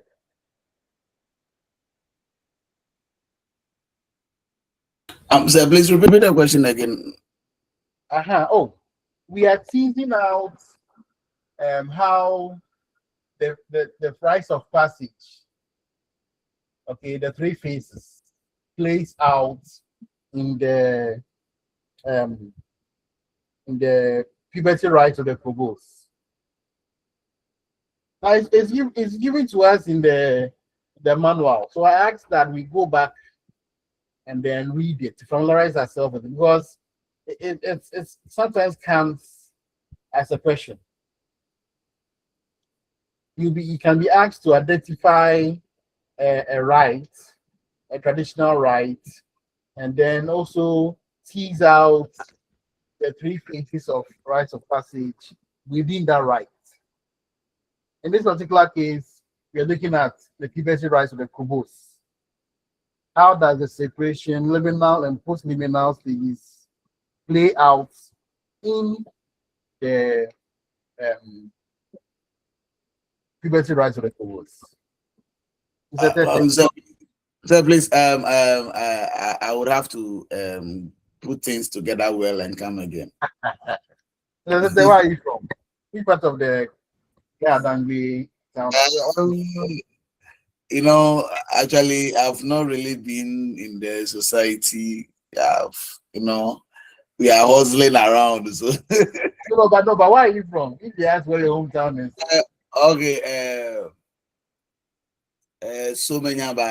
So many, I've been there as a visitor, but not as a relative before. So many. Odumase, yeah, Odumase. Hey, so yeah, there are two towns. I said Odumase. I am from Odumase. Okay. Yes, please, yes. My mother is the Provo, so. Oh, okay, then. You are from? So many Asra. Oh, okay. Okay.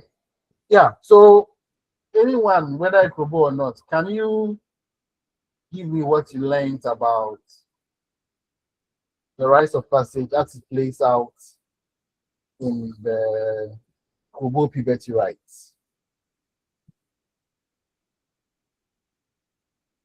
Hey, my people, you didn't read,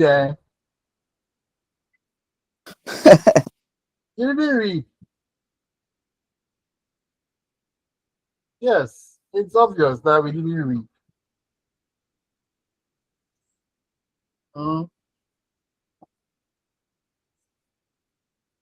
It's obvious we didn't read. Okay. Michael who? Michael, Yahweh, you say something? So I said Michael should help us because Michael who? Michael Mike. Nyate. Yeah. Okay, so you to say something. Hello, sir. Yes, Sandra. Please, I have something to say on the gas naming ceremony, but it seems can I proceed? Yeah, you can go ahead. Okay, so with the liminal stage, with the gas naming ceremony, we learned that during that stage, the child has no status in for another level in life. Hello. During the liminal stage, the child is Sandra, brought out naked. Sandra, please, you went off. Do Yes, sir. Do you mind starting again? So you are going back to the naming ceremony, right? Naming ceremony. Yes, please. Okay, please start again. You went off.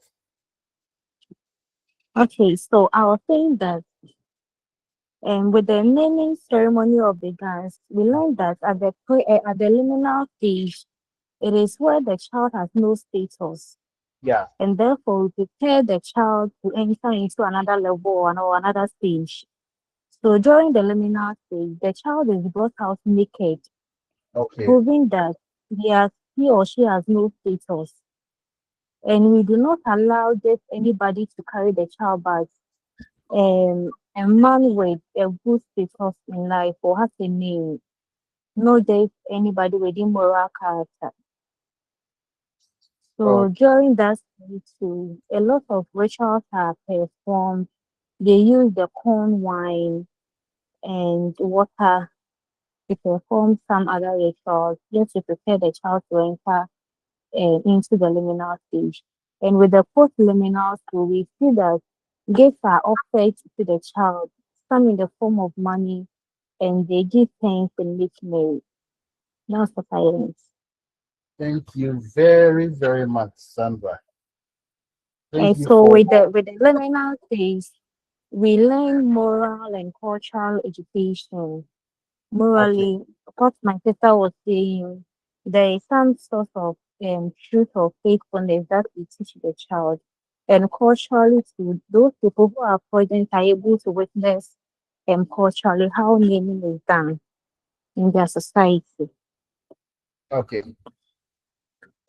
Thank you very much, Sandra, welcome, for your comprehensive understanding of how the liminal, the preliminal, liminal, and the post-liminal stages play out in naming rights of the gas. Now, let me go back to now. At the liminal stage, okay, the individual is said to have no status, but he is referred to as being betwixt or between. Betwixt. I'm sure you come across that word. Betwist. Betwixt. Now, this term is very popular to the liminal stage. Betwixt because you are neither here nor there. In between because you don't have any status. So when you are having this scholarly discourse, you are describing the liminal phase, make sure to include that term, that the individual doesn't have any status, and therefore the individual is betwixt and between. You can find this in your manual. but I just want to draw attention to it. Okay, thank you very much, Edewa, Sandra. Michael, if the baby says you can say something. Akunyako, since your hand is still Yeah, up. hello, sir.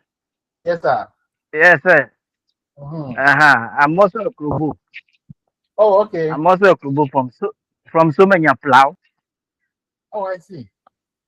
Can you like Because I believe as you are from Slough, you know Plow. Yes. Can you like Oh, Saminyanga, the morning. yes, I mean. Oh, nice, I nice. copy you. Okay, do you want to add anything? Yeah, with the puberty right Okay. of the Kubus. At the first place, when the child becomes an adolescent, he is neither a child nor an adult. Yeah. So, as you were saying, he is between childhood and adulthood. So, after the puberty rights, then now he's being separated from childhood to adulthood. And then during that, he learns how to take care of himself and how to take care of others, especially the man he will be getting married to. And then they teach them to how to take care of the house, and then when they give birth, how to go about it. So So, though at which stage are they taught how to? Are they taught these rudimentary skills? How to become wise? How to take care of the house? At which stage uh, of the ceremony? that is when the ceremony is being performed. Is it preliminary? Is it liminal or preliminary? Uh, I think it will be the liminal Yes, it is the because liminal. because the last section is when they dress them to go out, and then they go and dance for people to give them gifts and then other things. So Yeah. I think yeah. So that is in between the preliminary and then the last one, which is mixing me. I don't know the word to. Post So liminal. that is post liminal. So that is it. That is it. Okay. Uh, Thank you very much. So okay. you went straight. You went straight to the liminal. You seem very interested in the liminal phase where the person is between or betwixt, and then you've given examples of how the kind of rituals that are performed. This includes visiting an old woman to learn some of these rudimentary skills we're talking about. Yes, It sir. includes being dressed with white powder. Okay. It includes some of these rituals. So please, I want you to, in discussing these stages, take notes of the various rites. Okay. Make reference to Okay. don't make reference to the various rites. Okay. You don't strengthen your arguments. Okay. So, for example, as you said, or as others have said during the naming ceremonies, they mentioned bringing out the child naked. Okay, for everyone to see at the liminal phase, and this suggests that the child doesn't have any status. That is a good way of showing that you know how the liminal rites play out in the naming ceremonies. Okay, thank you very much, Mr. Nyako, fellow countryman. Can we move to um, the Ashantis, the marriage rights of the Ashantis? Ashanti for more. Yo, hopa. Aye, that was it.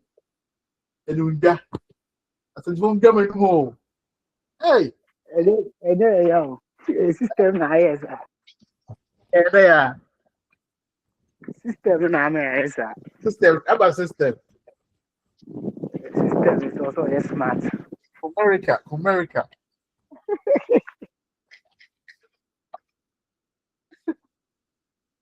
Yeah, wherever I find myself, I always tease my Ashanti friends. They say that they are royals, and then yeah, they are this year. That is who we are this year. You don't know, anyway, do you want to give us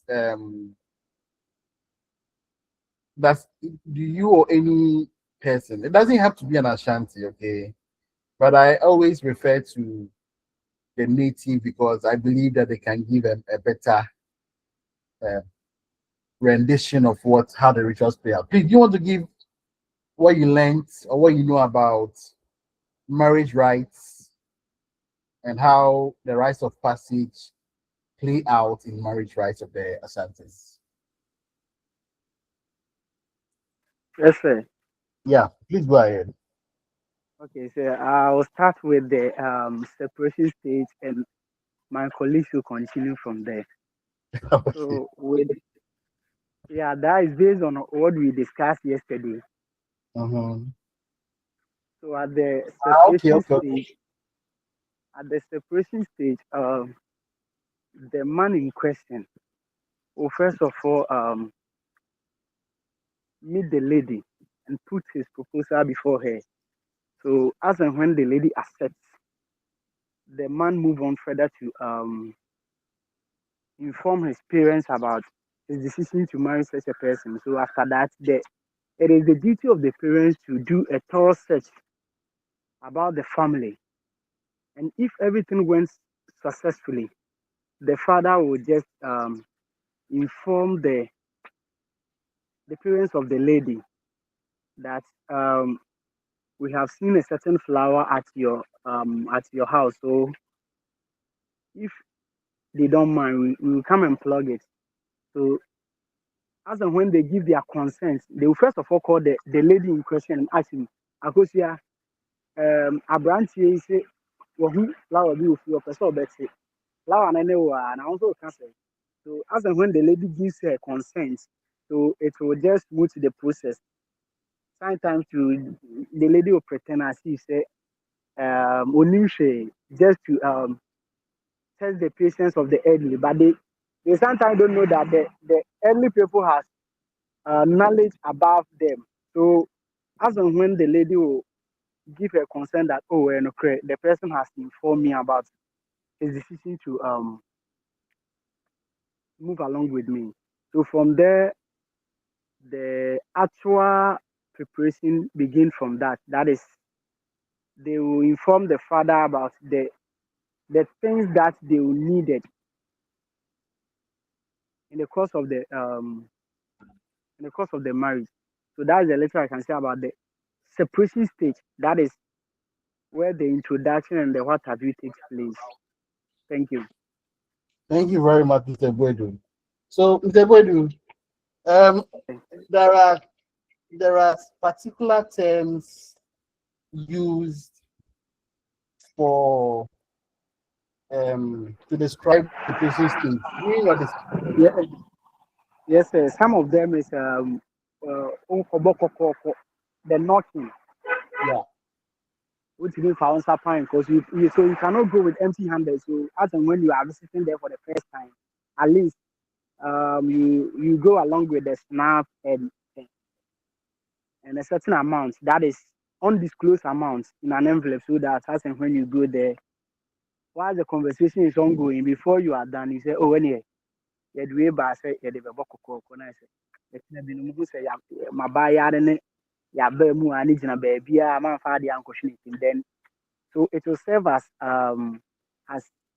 initial acceptance substance, or let me put in that way, it will serve as initial acceptance fee, of which you the guy along the line, if the lady find out one way or the other that he cannot continue with you, you the guy cannot come back for it, because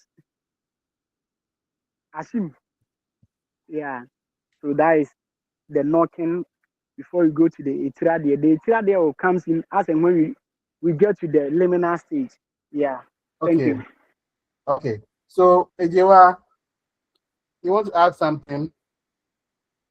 No, please. I'm not trying to add anything. I'm trying to get the question very well.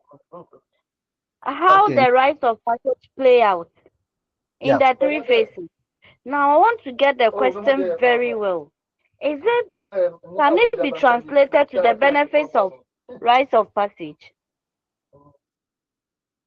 I want to know whether it can be translated to the benefits of rites of passage. I want to get a different form of the question so that I can understand it better. Please. What I'm saying is that. Yeah, I understand. I understand the question. I understand the question. Someone is distracting me. Someone's mic is on, and I'm trying to find out who it is so that. Okay, I think the person has muted. So, Ejewa, what we are doing is we are taking a particular right. Okay, so let's say we're taking naming ceremonies. Now, under naming ceremonies or under naming rights, how can you identify the separation stage of the naming right? Under the naming right, how can you identify the liminal stage rituals? Under the naming right, how can you identify the incorporation phase rituals? So that is what we are doing. So the rites are characterized by rituals. However, these rituals belong to either of these three phases of rites of passage. They are either preliminal, liminal, or postliminal. And what we are doing now is try to identify whether the rites under any particular ritual belongs to the postliminal, preliminal, liminal, or postliminal. Are you okay?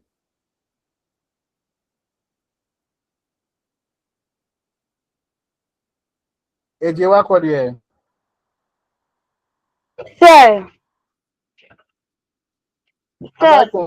Have I confused you more or I've brought some clarity?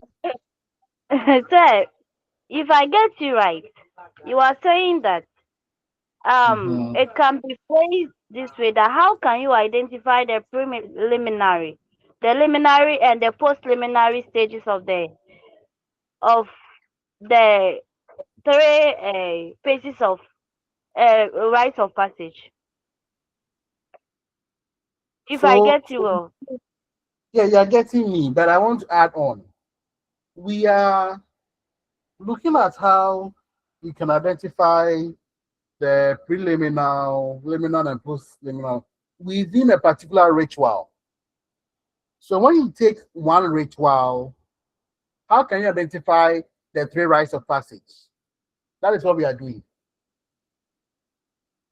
That's what we are doing. So look at it as looking at various rituals. Now, when I say rituals, I'm referring to either naming ceremonies, funeral rites, and how we can identify the rites of passage. The rites of passage are three.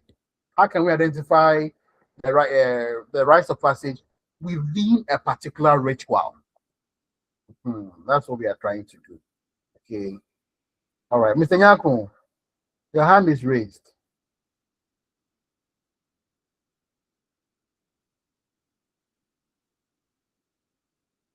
Mr. Nyako.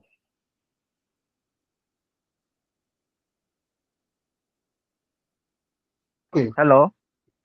Yes. Hello, sir. Yeah, do you want to say something? Can we make it? Yeah, can we make it simple that how to identify the three stages in the rites of passage? Yeah, you can say that there are three stages of what? I can identify the three stages of rites of passage within particular rituals. That's all. Yeah. Okay. So you maybe we can better understand this if we put it on paper and try to synonymize it or try to create new sentences out of what we are trying. That might make it much clearer.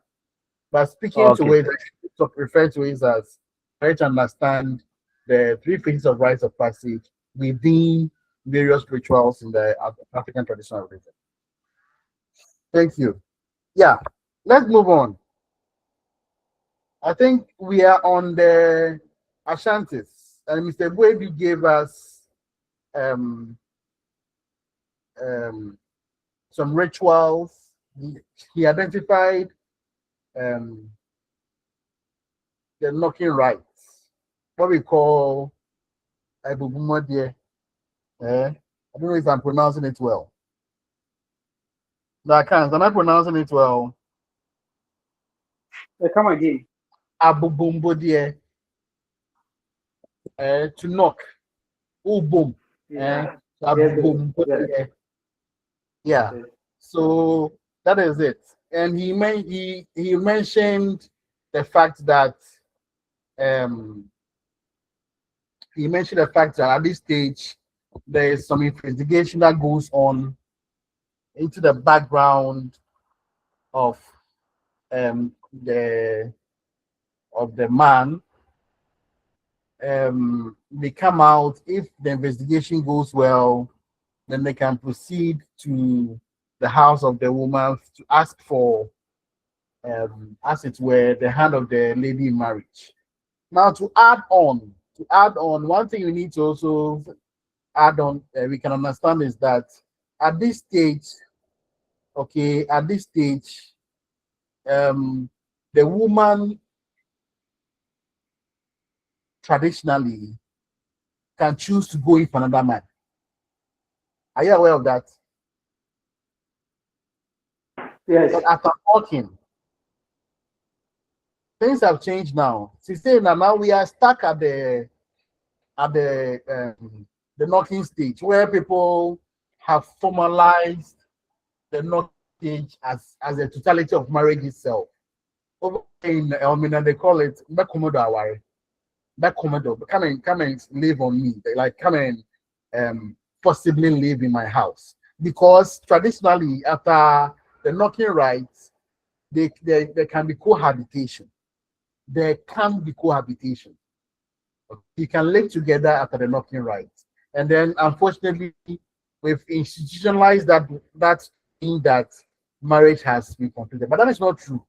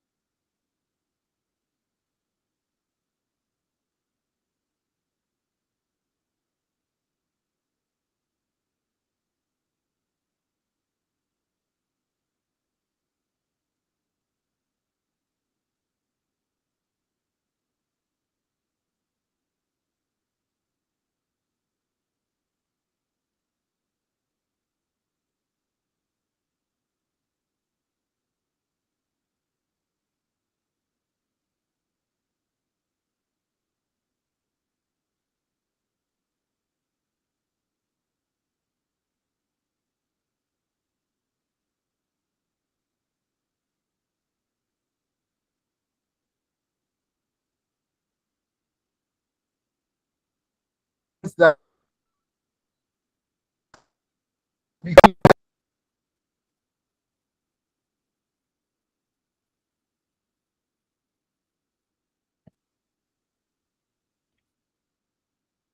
hello. Hi. Yeah, I can't seem to. I lost connection, but I can't see. Okay, good. I'm back.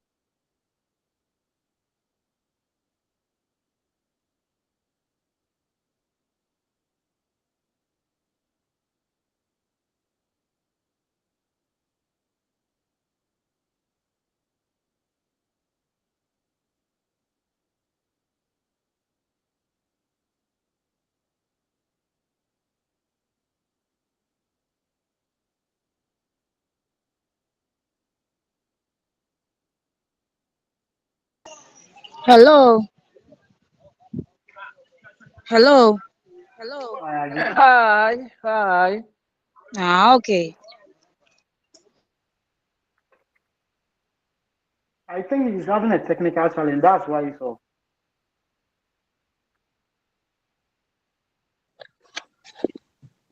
Mr. Yabwadu, Yes, sir. Mpacho, English language, and then face to face there always go. This year, Into what do Hana? remember me if you're feeling a neighbor. Hey, Mate. Me wo. Michael, Me wo. Mate.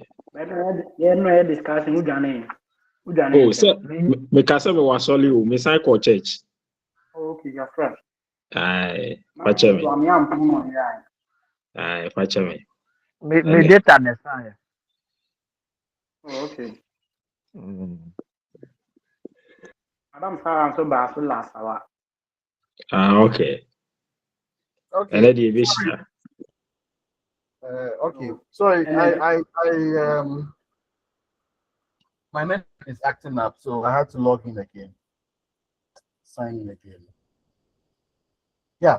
So that is my understanding of that stage, the separation stage.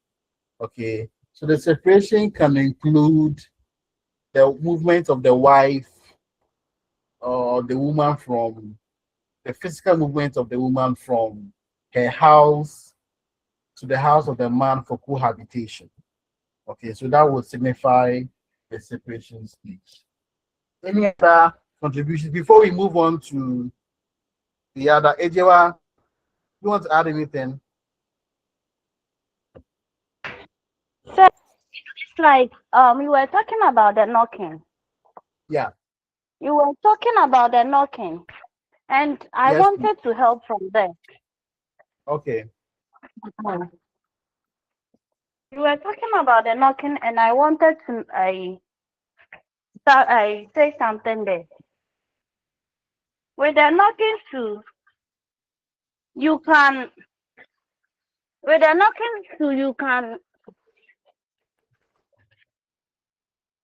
I Please think go they ahead. said 6 months later, if the man doesn't come to marry you, you can marry another person.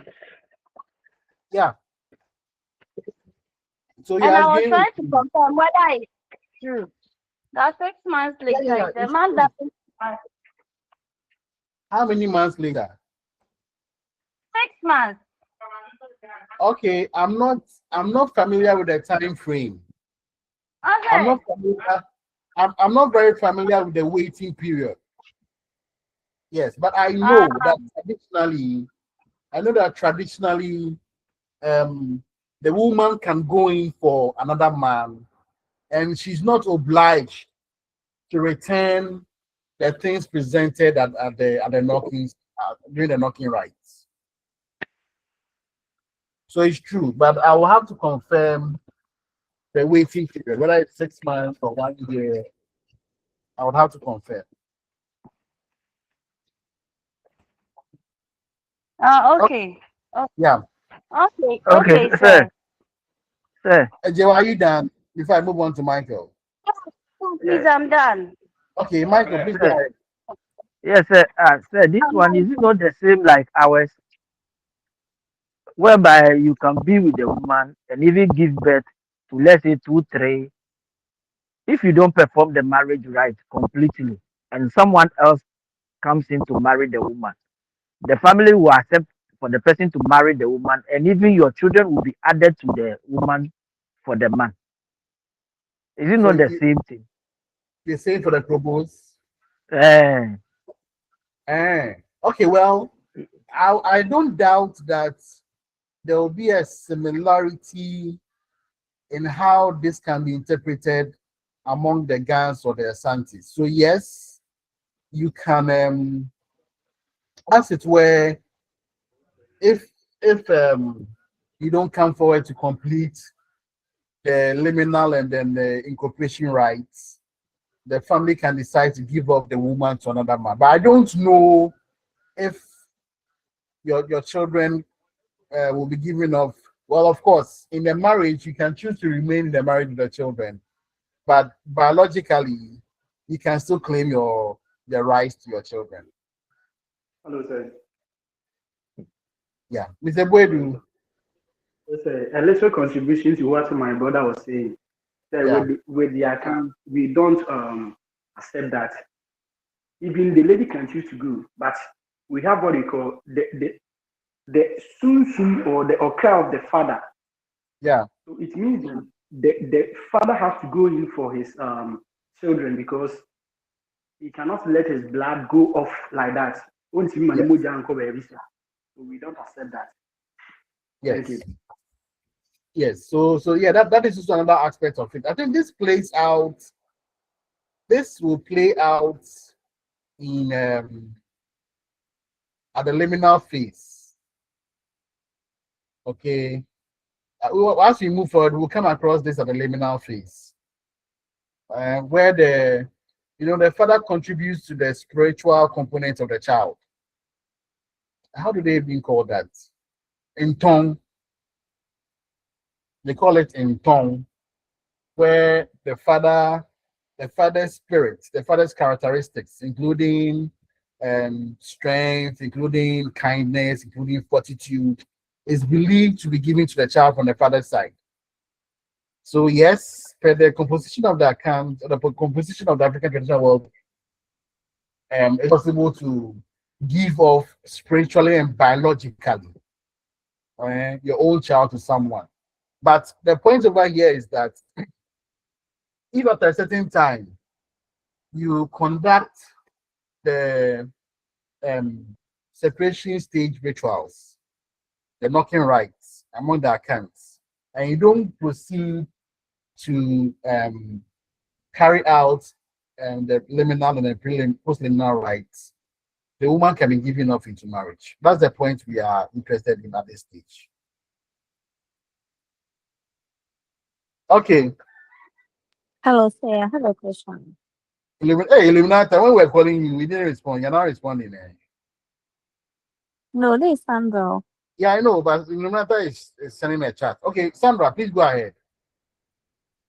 Yes, sir. So does it mean that you cannot marry without your father's blessing? In I the think accounts, you cannot go ahead as a lead. You cannot go ahead and marry without your father's blessing. Yeah. Because sometimes they say it just wants some muscle. Yeah. So even those of us who have lost their fathers, they say that when you lose your father, like you feel very light, like something is taken out from you. I've not experienced it, so I don't know if it's true. Okay. So, Sandra, let me try to use what we've learned previously. Now, we learned under ancestorship that our dead relatives, our ancestors, still have a spiritual connection to us, right? So your father may not be around, but I'm very sure that there are certain rituals that can be conducted, sure that your father, who is still your father in the spiritual world, still has a role in your marriage rights. That's one. Then two, if as a result of divorce, or if as a result of estrangement, okay, estrangement is where um, the child, okay, is separated from any form of communication with the father. If at the marital stage the father needs to be involved, that is very crucial to ensuring that the father who has a spiritual connection to the child contributes to the totality of the marriage. So it is nowadays that our traditions are corrupted, and therefore, even at that stage, we have uncles from the paternal side standing in for fathers who are considered irresponsible, or for fathers who are estranged from their children.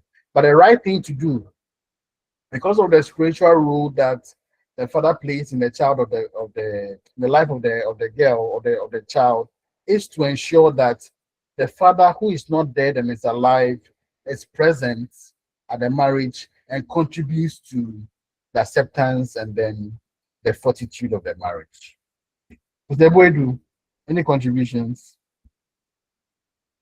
Yes, sir. Hello, With sir. respect to what Sandra is saying, Yeah. You realize that it is the perception of the parents, especially the mother's side, as and when they have confrontation with the father, or whether by being it irresponsible or whatsoever, they sometimes try to wash their children's brain about the, the importance of recognizing their father, whether they were responsible or not, in terms of going for marriage. So I will just say that the mothers are causing this whole problem of late, because due to their selfish interest that they want to gain, they will just ignore the father and do whatsoever. But in that case, it will turn the marriage to be insufficient in some way, because we believe that it is the father who has the right to give his daughter in hand to marry, not the mother. Thank you. Yes. Okay. So I'll reserve my comments. The ladies, you want to respond to what? I think Ejewa's hand is raised. Ms. Ejewa, go ahead, and then Mr. Boyd will come. Yes, madam. I think I am on contrary to what this guy just said concerning the mothers being the issue to that uncle stepping in for father. I know about 5 men who has given birth to. One has given birth to 3 beautiful daughters. One has given birth to 2. One is having about 5. And you know what? That even with the 3 men I am even talking about, the rest I'm not even going to talk about. The mothers from childhood, they left responsibilities and everything for the mothers to do it. So the children grew up. And now the question is, do you expect that man, that woman, to allow you come and sit down and then your friend is saying as if you did something for them? Even if I am the mother, I will not allow it. And so, my dear, stop. Just stop it. Even if the mother have wronged you, it's not the children that wronged you, but you men. When the mother wrongs you, it affects the children, and that alone. I will not even look at you, the father. I will not even look at you, the father. So please, the men, this one is an advice to us all. Don't shift blames. You are part of the issue. Please. Okay. The men are part of the issue. Mr. Okay, I think who raised the hand after Ejewa? Was it Mr. Tete? Yes, sir. Okay. I'm sorry if I'm not. So, sir, with respect for I have something to say about what Madam Ejewa just said. So, see, in every marriage, there are issues. Yeah. Issues pop up. And sometimes some of these issues leads to broken homes. Me, I'm a victim of some of these things. Okay. But you know what some of the women do? They advise the children. Like my brother was saying, they brainwash the children that me at a point, my mother warned me that if I don't even know and I visit my father, I shouldn't come back to the house again. Mr. Tete, my dad warned me. I visited my mom and I collected punishment. So now I am grown, but I've never stepped into my mother's home for about 22 years now.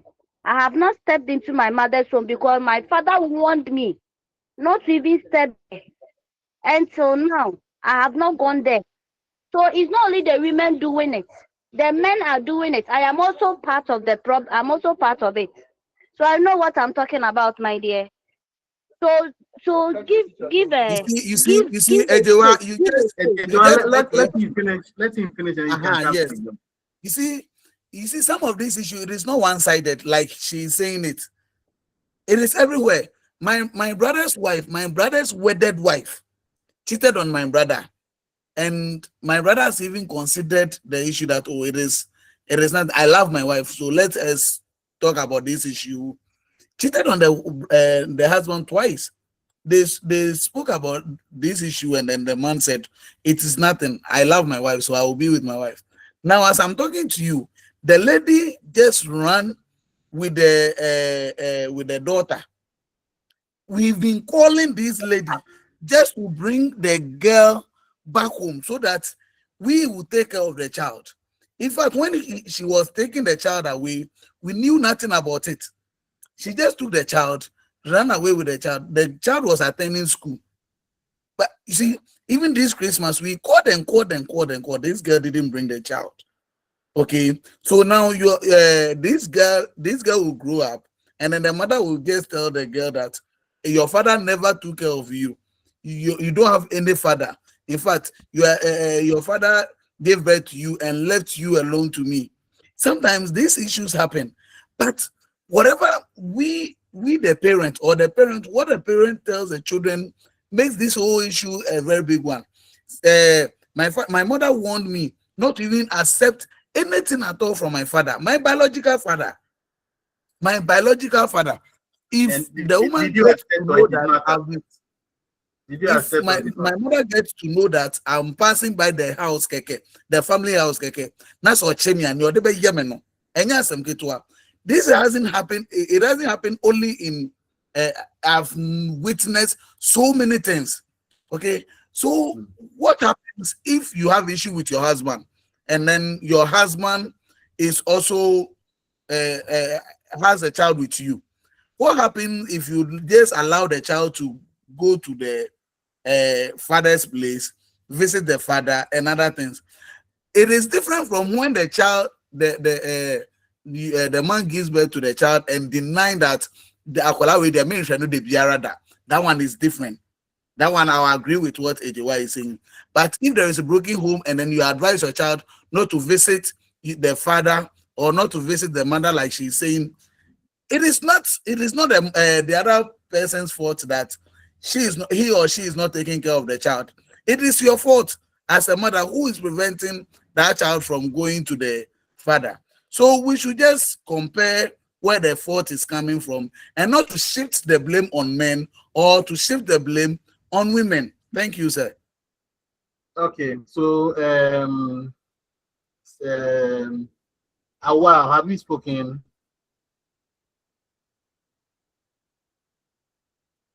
Awa Mohammed.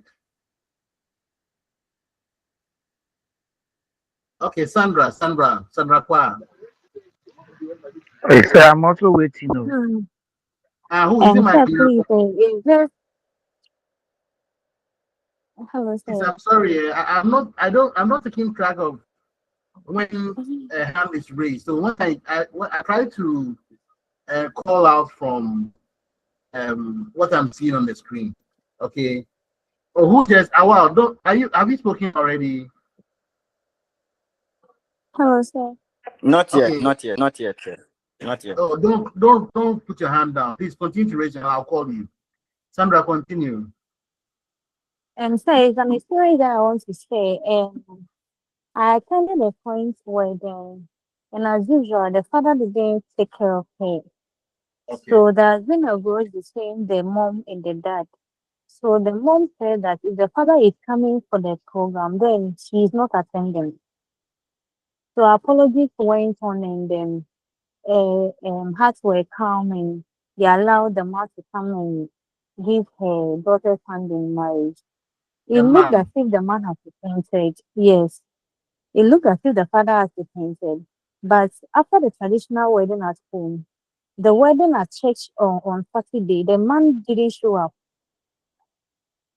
After taking the national, he didn't show up on that Saturday. So when the pastor calls for the bride's father to come and see, we call them and ask them questions if truly the groom has come to their home to and performed all the necessary rites, and so he should there to allow him to offer or give the bride to the groom. We called them, mentioned the man's name, and he was nowhere to be found.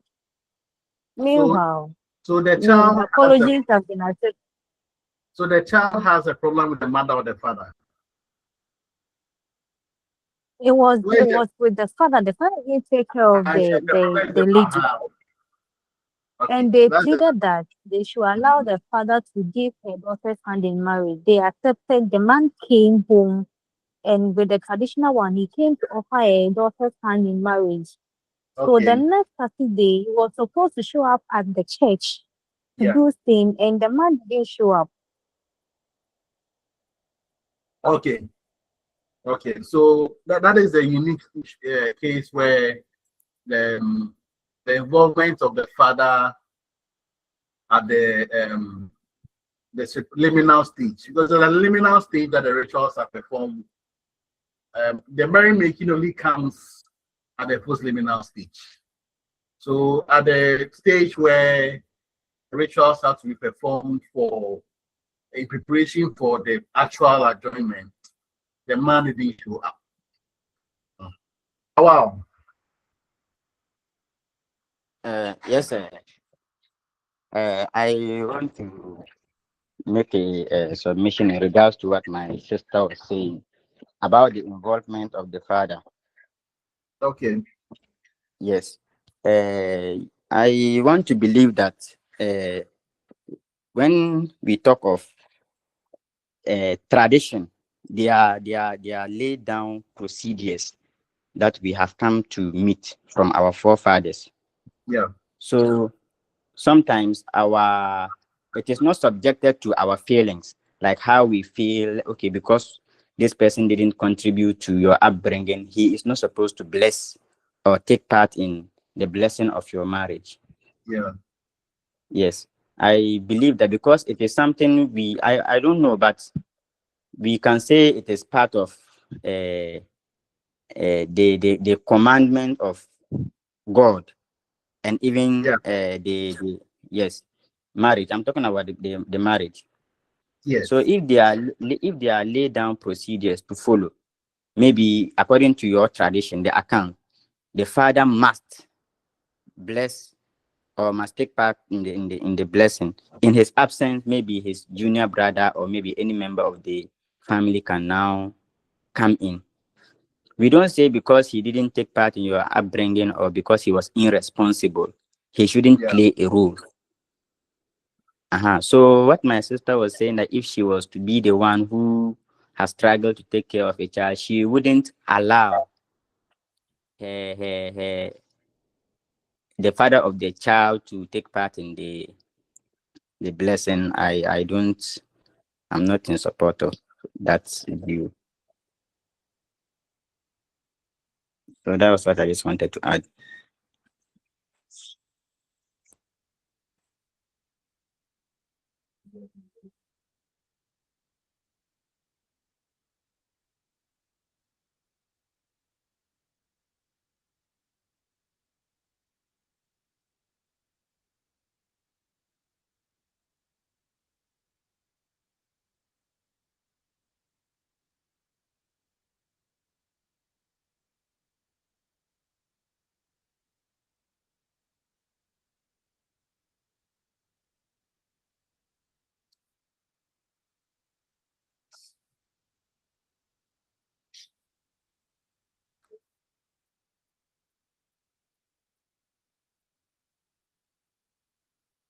Okay.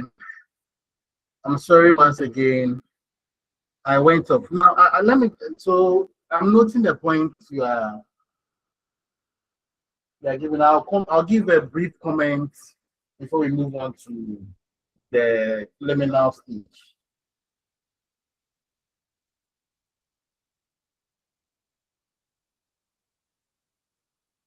Okay.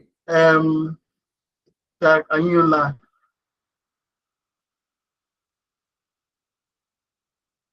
Yes, sir.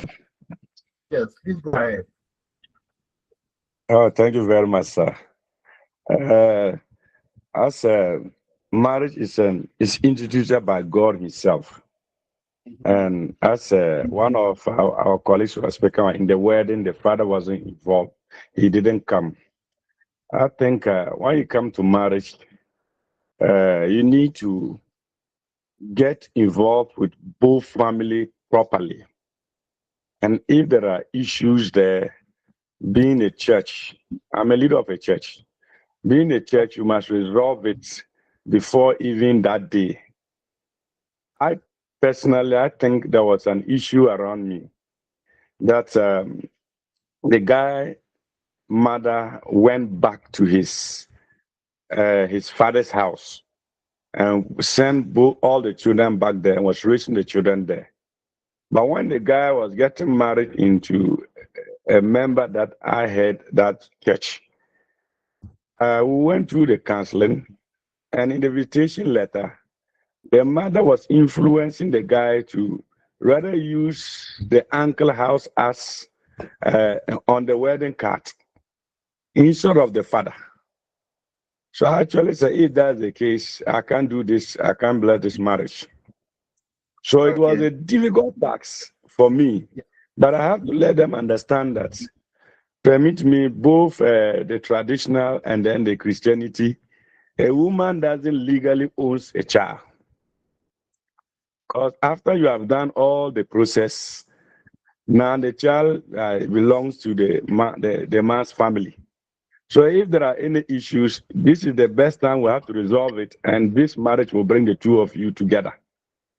So I have to delay the wedding again for us to sit down and to all agree to that. And that wedding was so wonderful, and through that, the family came together, and there's peace now, and as an answer, they are more happy than ever. So sometimes some of the issues, they come around that if we have opportunity, we should do our best and also help to resolve it.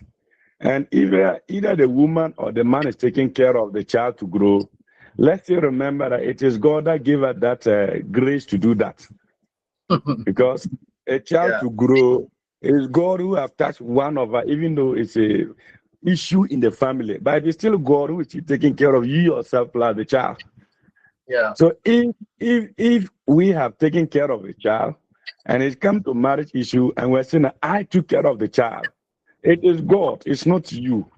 Whether you the man or the woman, no matter what happened, for the sake of family issues and peace, we need sometimes to overlook at certain things and compromise for peace and unity to reign. So I think sometimes we need to do our homework well as we want to bless marriage or want to bring families together, so that we really know that this is, as Mr. Awal said, this my feelings, but the issue is that this also the law that is in existence. And most of the time, our feelings overweigh is against the law, and we need to take the law first before our feelings. Thank you, sir. Thank you. So should I call you Pastor or Reverend? I'm a reverend, sir. Oh, okay. What's the name of your church? I'm a reverend. I'm a Hello, reverend. hello, sir. Pardon? Yeah. Okay.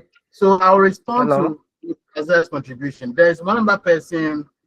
There was Michael and one other person's hands raised. Yeah. Who is the other person who has lowered the hand? Okay, Michael, go ahead. Please, the one who has raised the hand, can you come back again?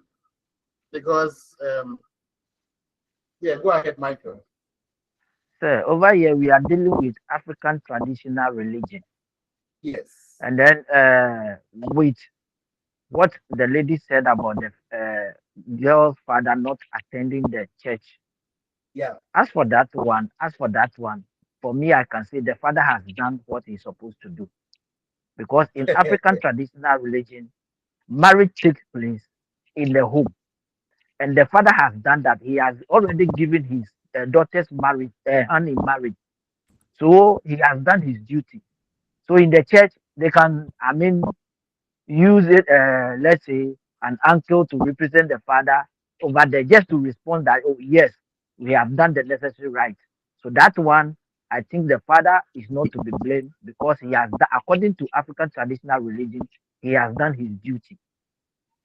And then again with Sister Ejewa's issue,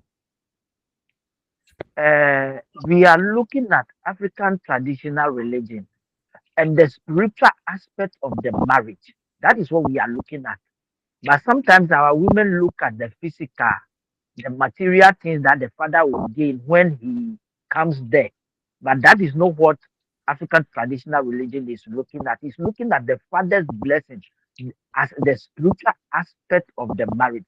So if you represent the father with another person, the father's spirit is not behind that marriage, and definitely it will create a problem. This is my suggestion.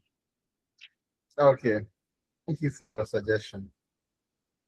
Okay, I'll take a final contribution, then we move on. We spent a lot of time on the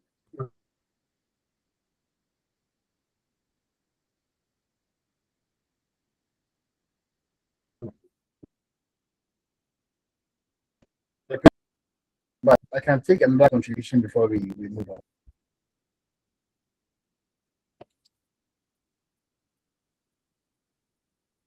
Okay, there's no like, so let me just respond to all this. So my first point is that tradition, like someone put in the chat, we have to try as much as possible to ensure that we don't allow individual challenges. I don't want to say selfish desires, because whether it is the man who has wronged the family and then has been estranged, or is the woman who has wronged the family and is disallowed from partaking in the marriage. These are, if you look at it very closely, they are individual selfish problems we have.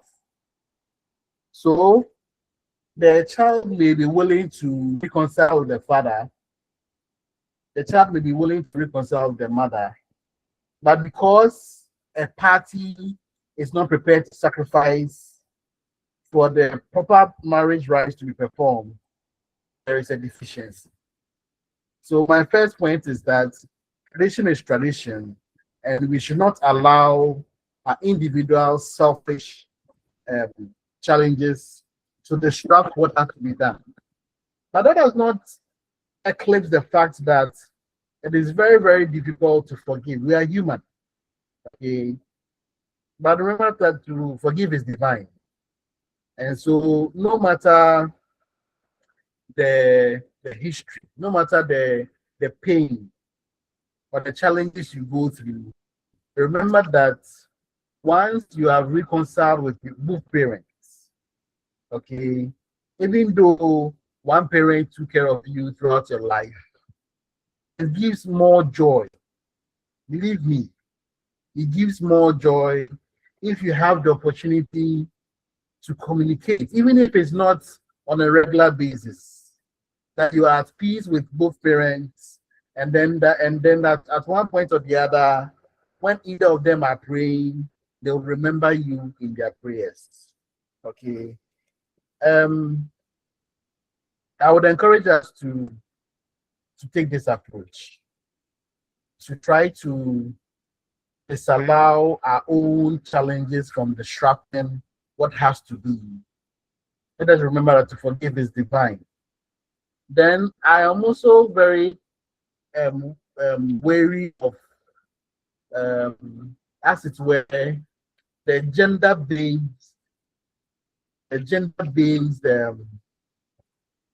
how to say, the gender-based accusations we give in marriage, where blame is put on the women, especially on the women. Women are usually accused of trying to brainwash children. It happens though, but believe me, men also do that. But it's more popular because usually the women are in the care, the children are in the care of the women. Okay. And because the children are usually in the care of women, they're easily brainwashed by the women. But fathers also do that. Fathers also equally wash their children against their mothers. But after all is said and done, I think men have to also be more responsible. Okay. When men go outside their marriages, or even and then go and then impregnate someone, a lot of issues come up, and it's sometimes very difficult for you to accept paternity of the child. But let us remember that we are judged by posterity, and so one to live this world knowing that you are the father of the child, I find it an incomplete life. Okay, so men, we have to be more responsible when you go outside marriage and you find out you've impregnated someone. Let us not allow irresponsibility, okay, to prevent us from doing what is right. I think with some of these things, we can contribute to ensuring that the marriage rights are performed very well. I like what Reverend did by interjecting to ensure that all parties are at peace before the marriage rights went on. That's very good. Okay, so let's try to take that approach. Okay, in doing all this. Now, let us not think that you deviated from the course. We are doing marriage rights. We are doing this separation stage, but we're also understanding the course much better. And remember, as all is said and done, all that we are doing here is to inform our lives and also help us to help others to live their lives much better. So we don't need to apologize for the time we spent on just the separation stage rituals. The additional discussions we've had, I hope we've all learned something from it, because these are issues that continue to tear apart our society, that continue to leave gaps in how best we can live in social cohesion. Okay, let's move on. Marriage rights. I see someone, Isaac, trying to draw attention to the rituals. So Isaac, Abumbumbe is what we call knocking rights. It's an example of rituals performed at the preliminary stage under marriage rights of the account. Okay, and you can look at the various issues, and you can look at the fact that the woman can, the family can decide to give up the woman in marriage. There can be cohabitation, and the fact that it is not the end in the marriage, it's just the initiation or just the intention to get to marry the woman. Let's move on to the liminal stage. Liminal stage. So, Isaac, is it your break or someone so that you discuss it as a group? You want us to continue giving us very quickly what you found about the liminal stage? Can you summarize what we learned at the liminal stage, please?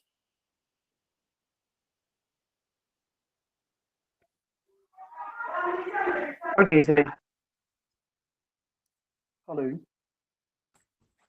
Please, can you speak more loudly? Hello, sir. Yeah. Yeah, at the liminal stage is where the actual marriage ceremony takes place. That is the families involved. That is the four families involved are all present. And 4 families or 2 families? So in 4, as in the case of the lady who is coming, his father's side and mother's side, the guy, his mother's side and father's side. That's why I say 4 families. Yeah. So they will just gather at one place. Okay. That is specifically the father's house.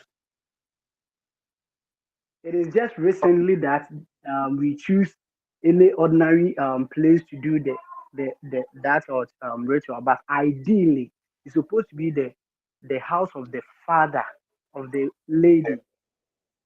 Yeah, so that as and when we met or they gathered, yeah, the guy in question present the necessary items that were um, initially being listed to him to come along with. Yeah, so he come along with that, and while the ritual is ongoing, after that, advice to is being shared for both of them. That is in a unison from both families present. They give the couples advice, and after that, merrymaking continuing. So at the liminal stages where the ritual itself take place, that is at first we wasn't having something called ring, but it is just recently that it has been introduced into the system. Yeah.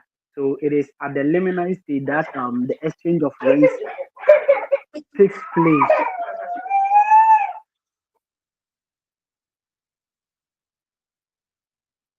Yes, sir. Okay, thank you very Hello. much for that. You're Thank you welcome, very sir. much for that. So, um, so you made a point that at this stage, previously there was no rings were involved in formalizing the marriage. But so in the place of rings, what was used? To It will serve signify. as a symbol. Yeah. It will serve as a So symbol when to let rings people were know not that. used, what was used?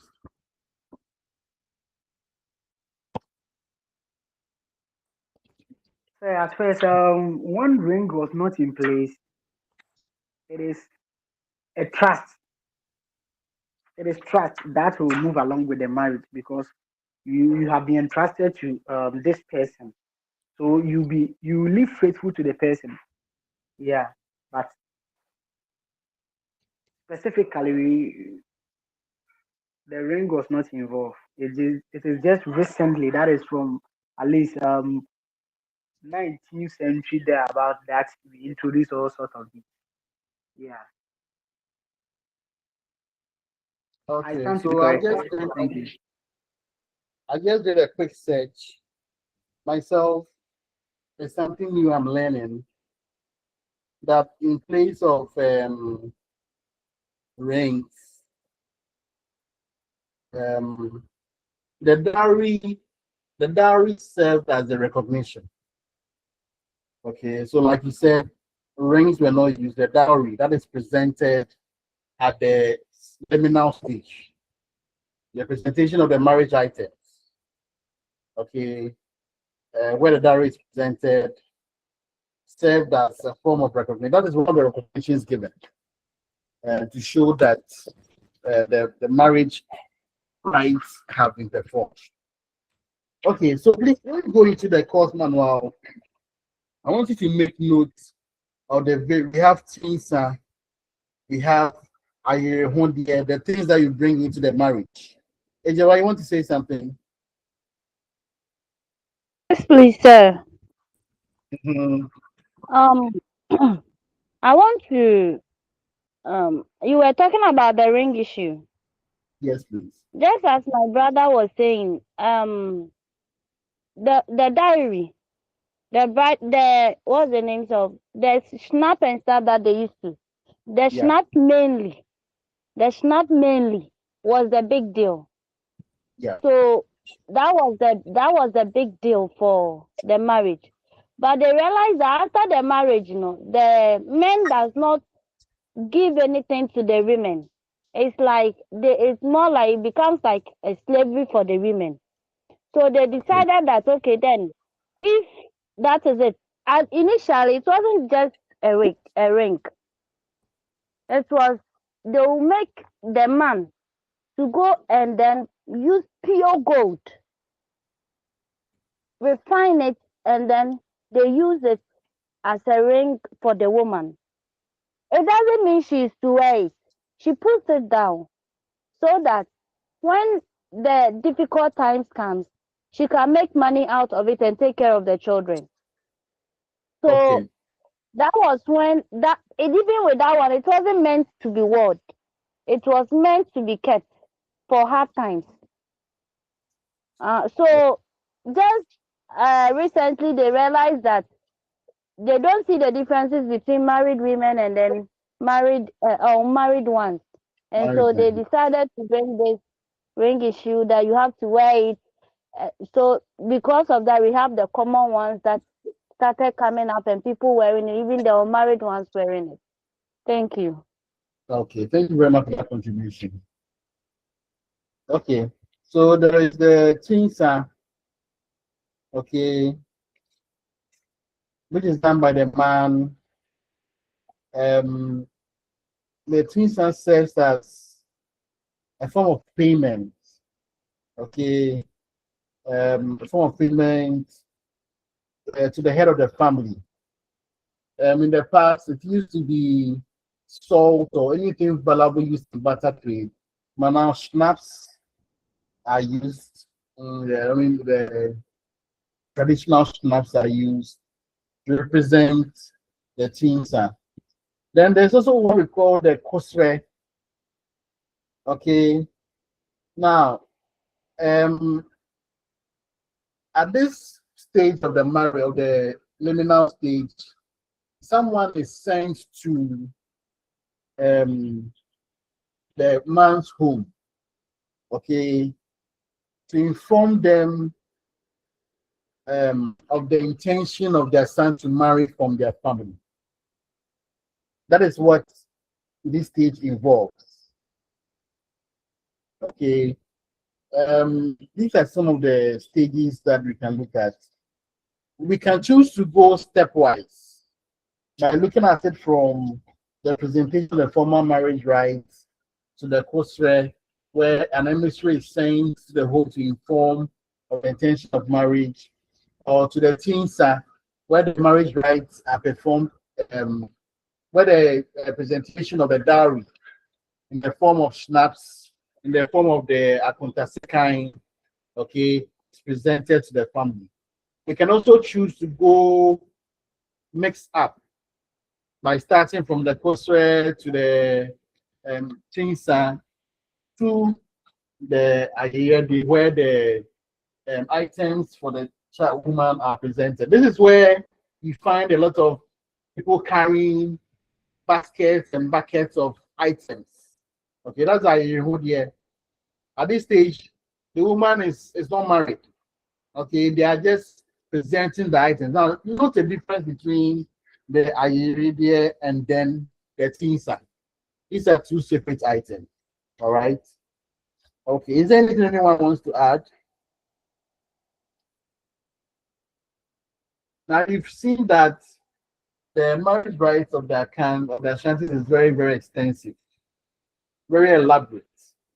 And the separation stage is not as expensive as the liminal stage and then the post-liminal stage. So we are still the liminal stage. I think I want to add anything before we move to the Dagara, the funeral rites of the Dagara.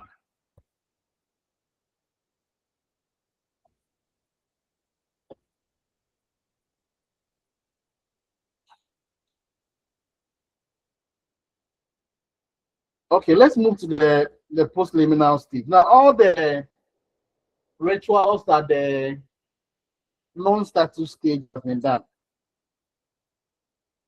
What happens after that?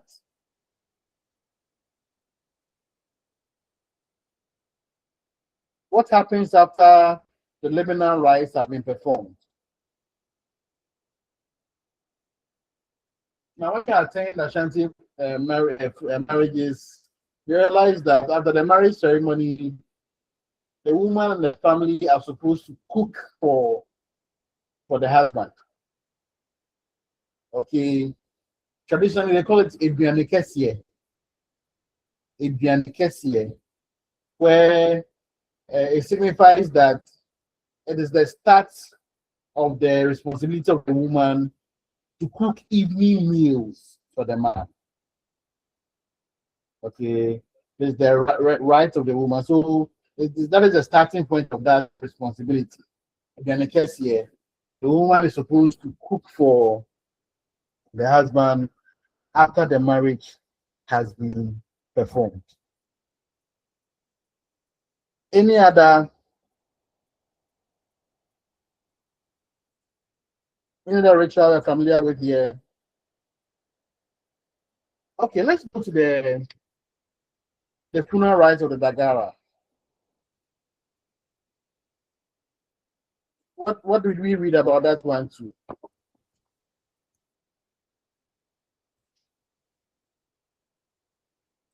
Do you have any Dagara among us?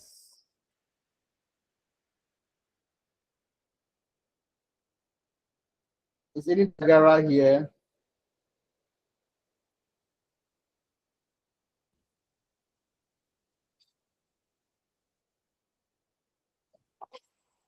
Okay, so just as a form of introduction, one thing you need to understand for the Dagara funeral rites is that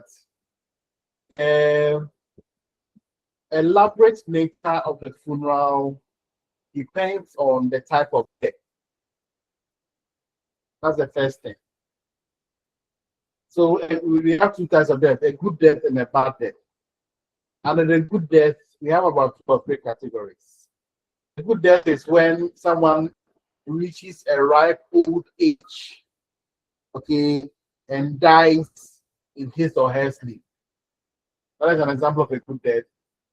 Another good death is, I believe that in the spirit world, sometimes a young person is called, okay, into the ancestral world to act as a messenger, to run errands for them.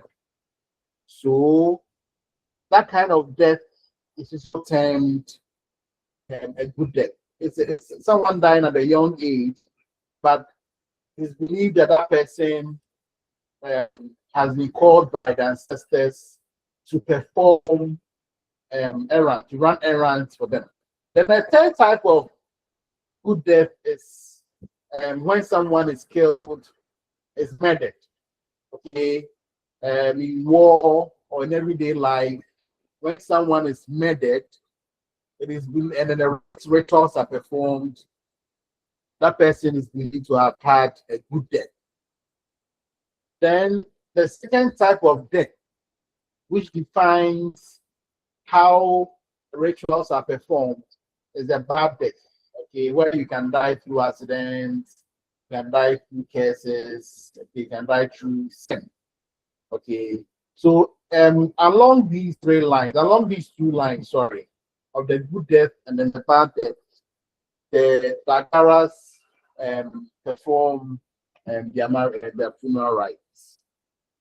Then another thing that we can also glean from them is at the separation stage, when they realize that the person is about to die.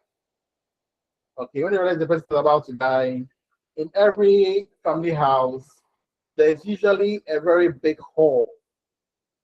And then what they do is they move the person physically into that big hall and then surround themselves with family members to help the person to transition into the spirit world. So that is an example of a separation stage where they move the person to they call it by car. I hope I'm pronouncing it right. Okay, by the Kiara. The Kiara is here. Please help me to rectify any wrong pronunciation. Okay. That's an example of the separation stage. Anyone want to add anything about the liminal stage?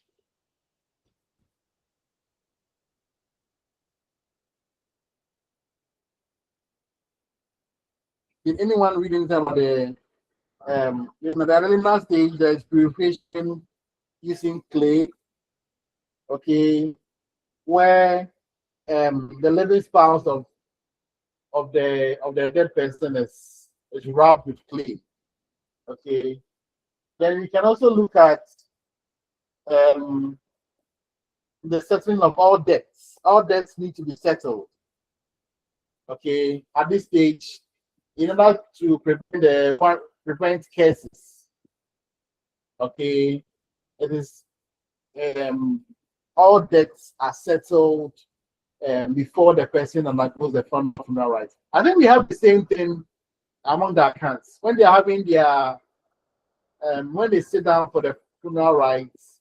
A call is made for any debtor to come forward and make payment or face consequences.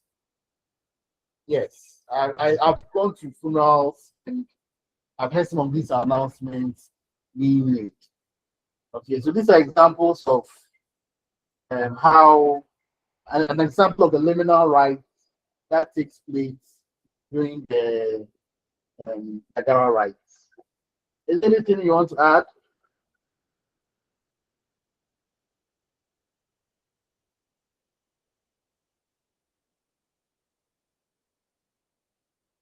Okay, let's move to the incorporation stage.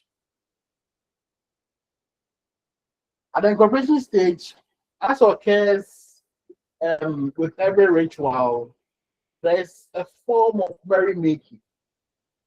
There is a form of merrymaking. Here for the Dagara rite, they share beer, they share food.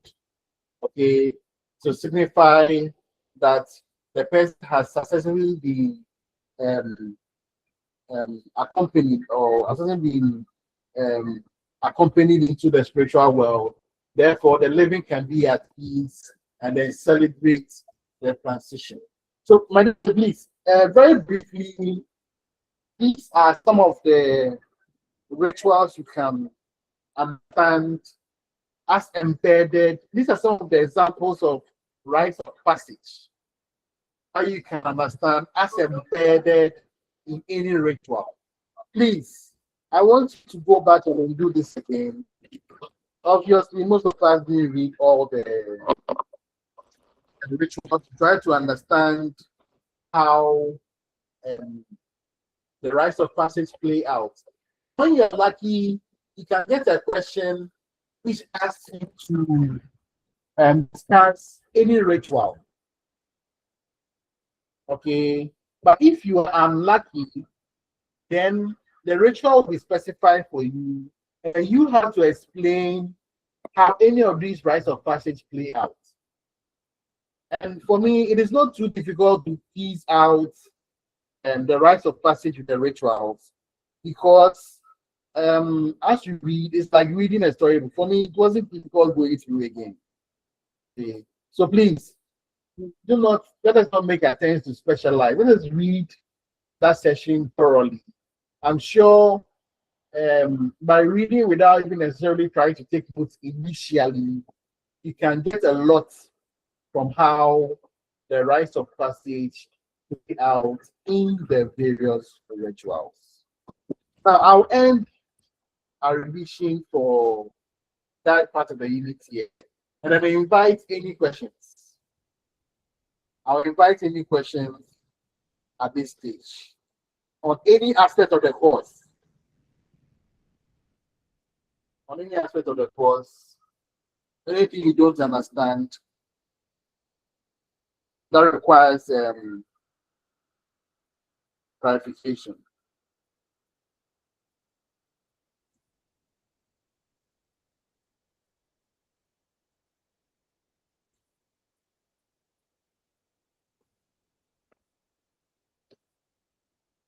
Is there anything you want us to clarify?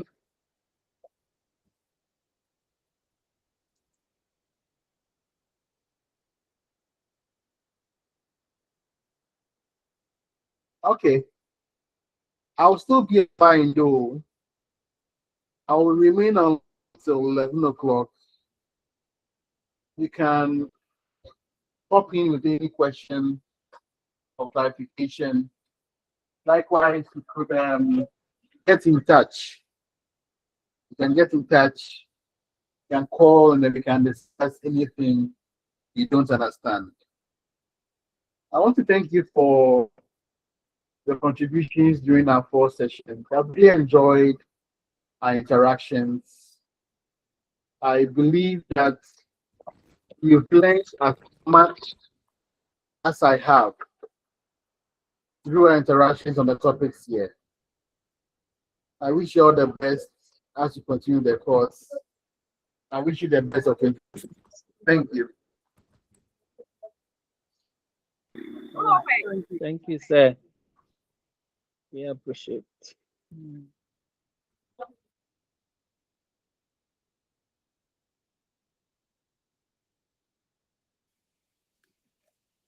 Hello, sir.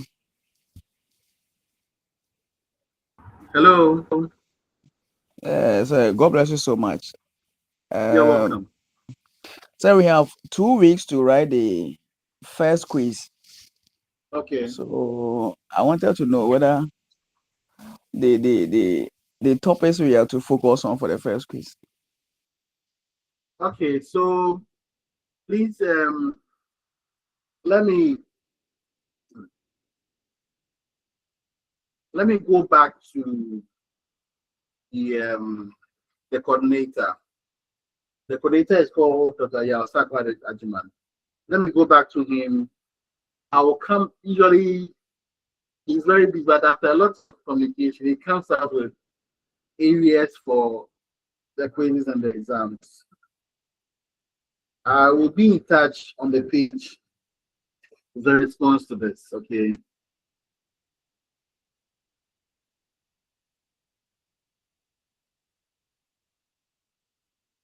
Is that okay? I'll get back to you on this.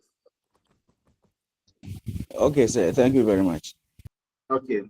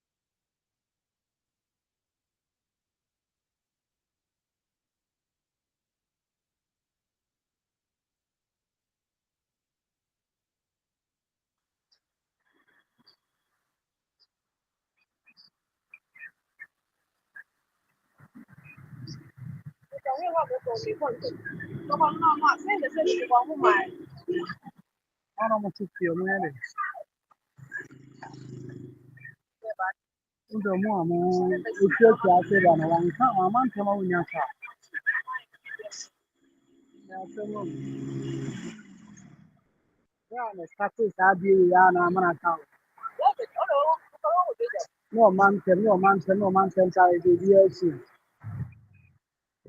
I don't know, I'm a punishment. Saturday is not said that you go Saturday, you go there. And then, what do you do on some sign?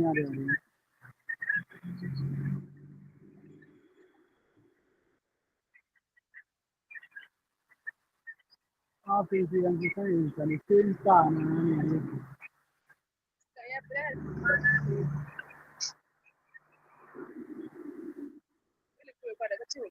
Fine. Fine.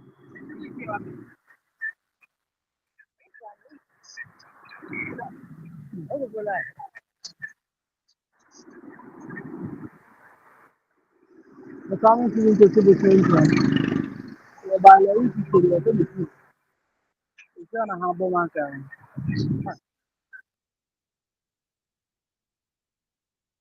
So just a reminder that I'm still online till 11 o'clock. For anyone who wants to see live teachings, and also still available for any questions offline. That me to discuss if you don't understand. Thank you.